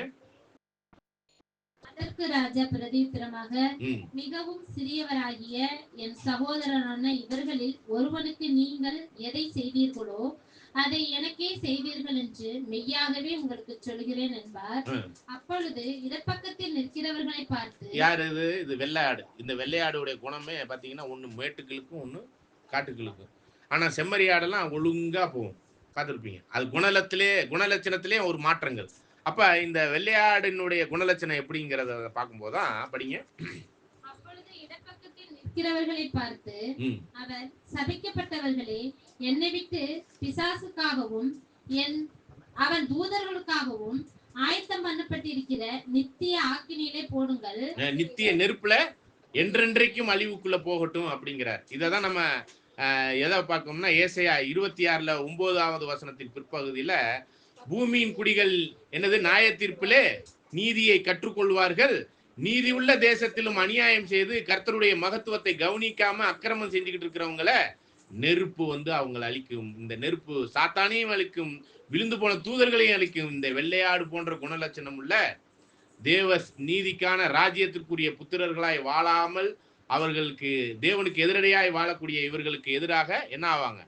இந்த மகா உத்தரத்திற்குரிய முடிவுல, 1000 வருட அரசாட்சியின் நிறைவுல முழுவதும் 2ஆம் மரணத்துக்குள்ளாக அழிக்கப்படுகிறது தான் இந்த ஒரு 2ஆம் மரணத்துக்கான அழிவுல இவங்க போவாங்க. தொடர்ந்து வாசிங்க. இங்க அப்பொழுது இடப்பக்கத்தில் நிற்கிறவர்களை பார்த்து அவர், சபிக்கப்பட்டவர்களே, என்னை விட்டு பிசாசுக்காகவும் அவன் தூதருக்காகவும் ஆயத்தம் பண்ணப்பட்டிருக்கிற நித்திய அக்கினியிலே போடுங்கள். பசியாயிருந்தேன், நீங்கள் எனக்கு போஜனம் கொடுக்கவில்லை. பாருங்க, பசியா இருந்தேன்னா மற்ற சகோதர சகோதரிகளுக்கு, பூமிக்குரிய சகோதர சகோதரி பசியா இருந்திருப்பாங்களே, சத்தியத்துக்குரிய தாகம் அங்கே போஷிக்கப்படுது இல்லையா? நீதி நியாய தீர்ப்பின் நாளிலே நீதி கற்றுக் கொடுக்கப்படுறதுக்கு கற்றுக்காமையும் மற்றவங்களுக்கு வழி நடத்தாம இருக்கிறாங்க பாத்தீங்களா? அதான் பசியா இருக்கிறவங்களுக்கு சத்திய போஜனம் கொடுக்கல. தாகமா கிறிஸ்துவின் இடத்துல வழி நடத்தப்படுவதற்கு கிறிஸ்துவ கொண்டாந்து கொடுக்கல உடலை. தொடர்ந்து வாசிங்க. தாகமாயிருந்தேன், நீங்கள் என் தாகத்தை தீர்க்கவில்லை. அந்நியனாயிருந்தேன், நீங்கள் என்னை சேர்த்து கொள்ளவில்லை. வஸ்திரம் இல்லாதிருந்தேன், நீங்கள் எனக்கு வஸ்திரம் கொடுக்கவில்லை. வியாதி உள்ளவனாகவும் காவலில் அடைக்கப்பட்டவனாயும் இருந்தேன், நீங்கள் என்னை விசாரிக்க வரவில்லை என்பார். அப்ப இதெல்லாமே ஆவிக்குரிய அர்த்தங்கள் தான். சரிங்களா? நீதியின் வஸ்திரம், பாவத்தினுடைய காரியத்திலிருந்து விடுதலை, சத்தியத்திற்குள்ளான விடுதலை கொடுக்கணும். இது மாதிரியான விஷயத்தெல்லாம் ஒருத்தருக்கு நீங்க செய்யணுங்கிறத செய்யாம விட்டதுனால நீங்க எனக்கு செய்யலைங்கிறத சொல்ல வர்றார். அதை அவங்க கேட்கிறாங்க. எப்படியே கேட்கிறாங்க பாருங்க. 44. அப்பொழுது அவர்களும் அவருக்கு பிரதியுத்தரமாக, ஆண்டவரே, உம்மை பசி உள்ளவராகவும் தாகமுள்ளவராகவும் அந்நியராகவும் வஸ்திரம் இல்லாதவராகவும் வியாதிப்பட்டவராகவும் காவலில் அடைக்கப்பட்டவனாகவும் நாங்கள் எப்பொழுது கண்டு உமக்கு உதவி செய்யாதிருந்தோம் என்பார்கள். அப்பொழுது அவர் அவர்களுக்கு பிரதியுத்தரமாக, மிகவும் சிறியவர்களாகிய இவர்களில் ஒருவனுக்கு நீங்கள் எதை செய்யாது இருந்தீர்களோ அதை எனக்கே செய்யாது இருந்தீர்கள் என்று மெய்யாக. இந்த இடத்துல சொல்லும்போது என் சகோதரர்களாகிய சிறியவர்னு சொல்லல, இந்த செம்மறியாடுகளாகிய சிறியவர்களுக்கு செய்யாதெல்லாம் எனக்கு செய்யல அப்படின்னு சொல்லிட்டு இங்க சொல்றாரு. படிங்க. அந்தபடி அவர்கள் நித்திய அக்கினியை அடையவும் நீதிமான்களோ நித்திய ஜீவனை அடைய. பாருங்க, சபைக்கு நித்திய ஜீவனா? சபைக்கா நித்திய ஜீவன்? சாகாமை, அழியாமை. ஆனா இந்த உலக ஜனங்களுக்கு தான் என்ன ஜீவனை கொடுக்குறேன்னு இருக்காரு? மீட்கும் பொருளுக்கான கிறிஸ்துவுக்குள்ளான நித்திய ஜீவனை இந்த செம்மறியாடுகளுக்கு கொடுக்கிறேங்கிறார். இதுதான் 3ஆம் அறுவடையினுடைய நிறைவு. 1000 வருட அரசாட்சியின் நிறைவுல சாத்தான் விடுதலையாக்கப்படும் பொழுது, சாத்தான் ஏமாற்றப்படுகிற இந்த ஒரு வஞ்சனையில போறவங்க எல்லாம் நித்திய 2ஆம் மரணத்துக்குள்ள போவாங்க. ஆனால் தேவ நீதிக்கு உட்பட்டு அந்த சாட்சியுள்ள வாழ்க்கை, பூமிக்குரிய ஆசீர்வாதத்தை பெறுவதற்கு, தேவனுடைய ராஜ்யத்திற்குள் பிரவேசிப்பதற்கு, பூமிக்குரிய தேவனுடைய ராஜ்யத்தின் ஆசீர்வாதங்களை பெறுவதற்கு இந்த உலக ஜனங்களுக்கு வைக்கப்பட்டிருக்கிற ஒரு ஆசீர்வாதத்தை தான் இந்த இடத்துல நம்ம பார்க்கிறோம். ஆகவே 3 அறுவடைகள் இருக்குதுன்னு பார்க்கிறோம். முதல் அறுவடை அது 36 AD 7 ADலயே முடிஞ்சிருச்சு. அதனுடைய தொடர்ச்சி தான் புறஜாதிகளுக்கான அறுவடை. ஆண்டவருடைய 2ஆம் வருகையில 7ஆம் சபையினுடைய நிறைவு பகுதியில நமக்கான ஒரு பெரிய அறுவடை நடந்து கொண்டிருக்கு. இந்த அறுவடை எங்க போய் சேர்க்கிறதுக்கான தானியம்? பரலோகத்துக்குரிய 1,44,000. இவர்கள் தேர்ந்தெடுக்கப்பட்டு முடிந்து விட்டால் மனுஷகுமாரன் வெள்ளை சிங்காசனத்தில் அமர்ந்து அவருடைய பரிசுத்தவான்களாகி இந்த 1,44,000 பேரோடு இந்த வெள்ளையாடையும் செம்மறியாடையும் விரித்து அவர்களுக்குரிய ஆசீர்வாதத்தையும் அதற்கான அழிவு 2ஆம் மரணத்தையும் கொடுப்பதற்கான தீர்ப்புக்குரிய ஒரு விஷயம்தான் இந்த வெள்ளையாடு செம்மறியாடினுடைய 3ஆம் அறுவடையாக நம்ம பார்க்கிறோம். இது முழு தெய்வீக திட்டத்தினுடைய அற்புதமான வெளிப்பாடு. சரிங்களா? இவ்வளவு அற்புதமான ஒரு விஷயத்த நம்மளுக்கு புரிய வைக்கிறாருன்னா, நாம தான் ஜட்ஜ்மெண்ட் கொடுக்கணுங்கிறதுக்காக தான் இந்த விஷயத்தெல்லாம் நம்மளுக்கு புரிய வைக்கிறார். இல்லைன்னாக்கே நம்ம உலக ஜனங்கள் மாதிரியே என்னது டிவி சீரியல் எது இருக்கோ பண்றது, போறது, வர்றது, சேர்க்கறது எல்லாத்தையும் சேர்த்துக்கிட்டு இருக்கலாம். இந்த காரியத்தை நம்மளுக்கு சொல்ல வைக்கிறாருன்னா, நம்மளுக்கு புரிய வைக்கிறாருன்னா, இந்த வேலையெல்லாம் உங்க வேலைன்னு கொடுக்குறாரு. அறுவடையாளர்கள் நாம் தான். அறுவடையின் தானியங்களை சேர்க்க வேண்டியது நாம் தான். உலகத்தின் அறுவடைக்கான காரியத்துல நியாய தீர்ப்பு கொடுக்கிறவர்களே நாம் தான். நாம் அந்த ஒரு ரட்சிப்புக்குரிய 2ஆம் அறுவடையின் விசேஷித்த ரட்சிப்புக்கான பெரிதான ரட்சிப்புக்குள் சேர தேவன் தாமே கிருபையோடு நம்மளை ஆசீர்வதித்து வழி நடத்துவாராக. ஆமென்.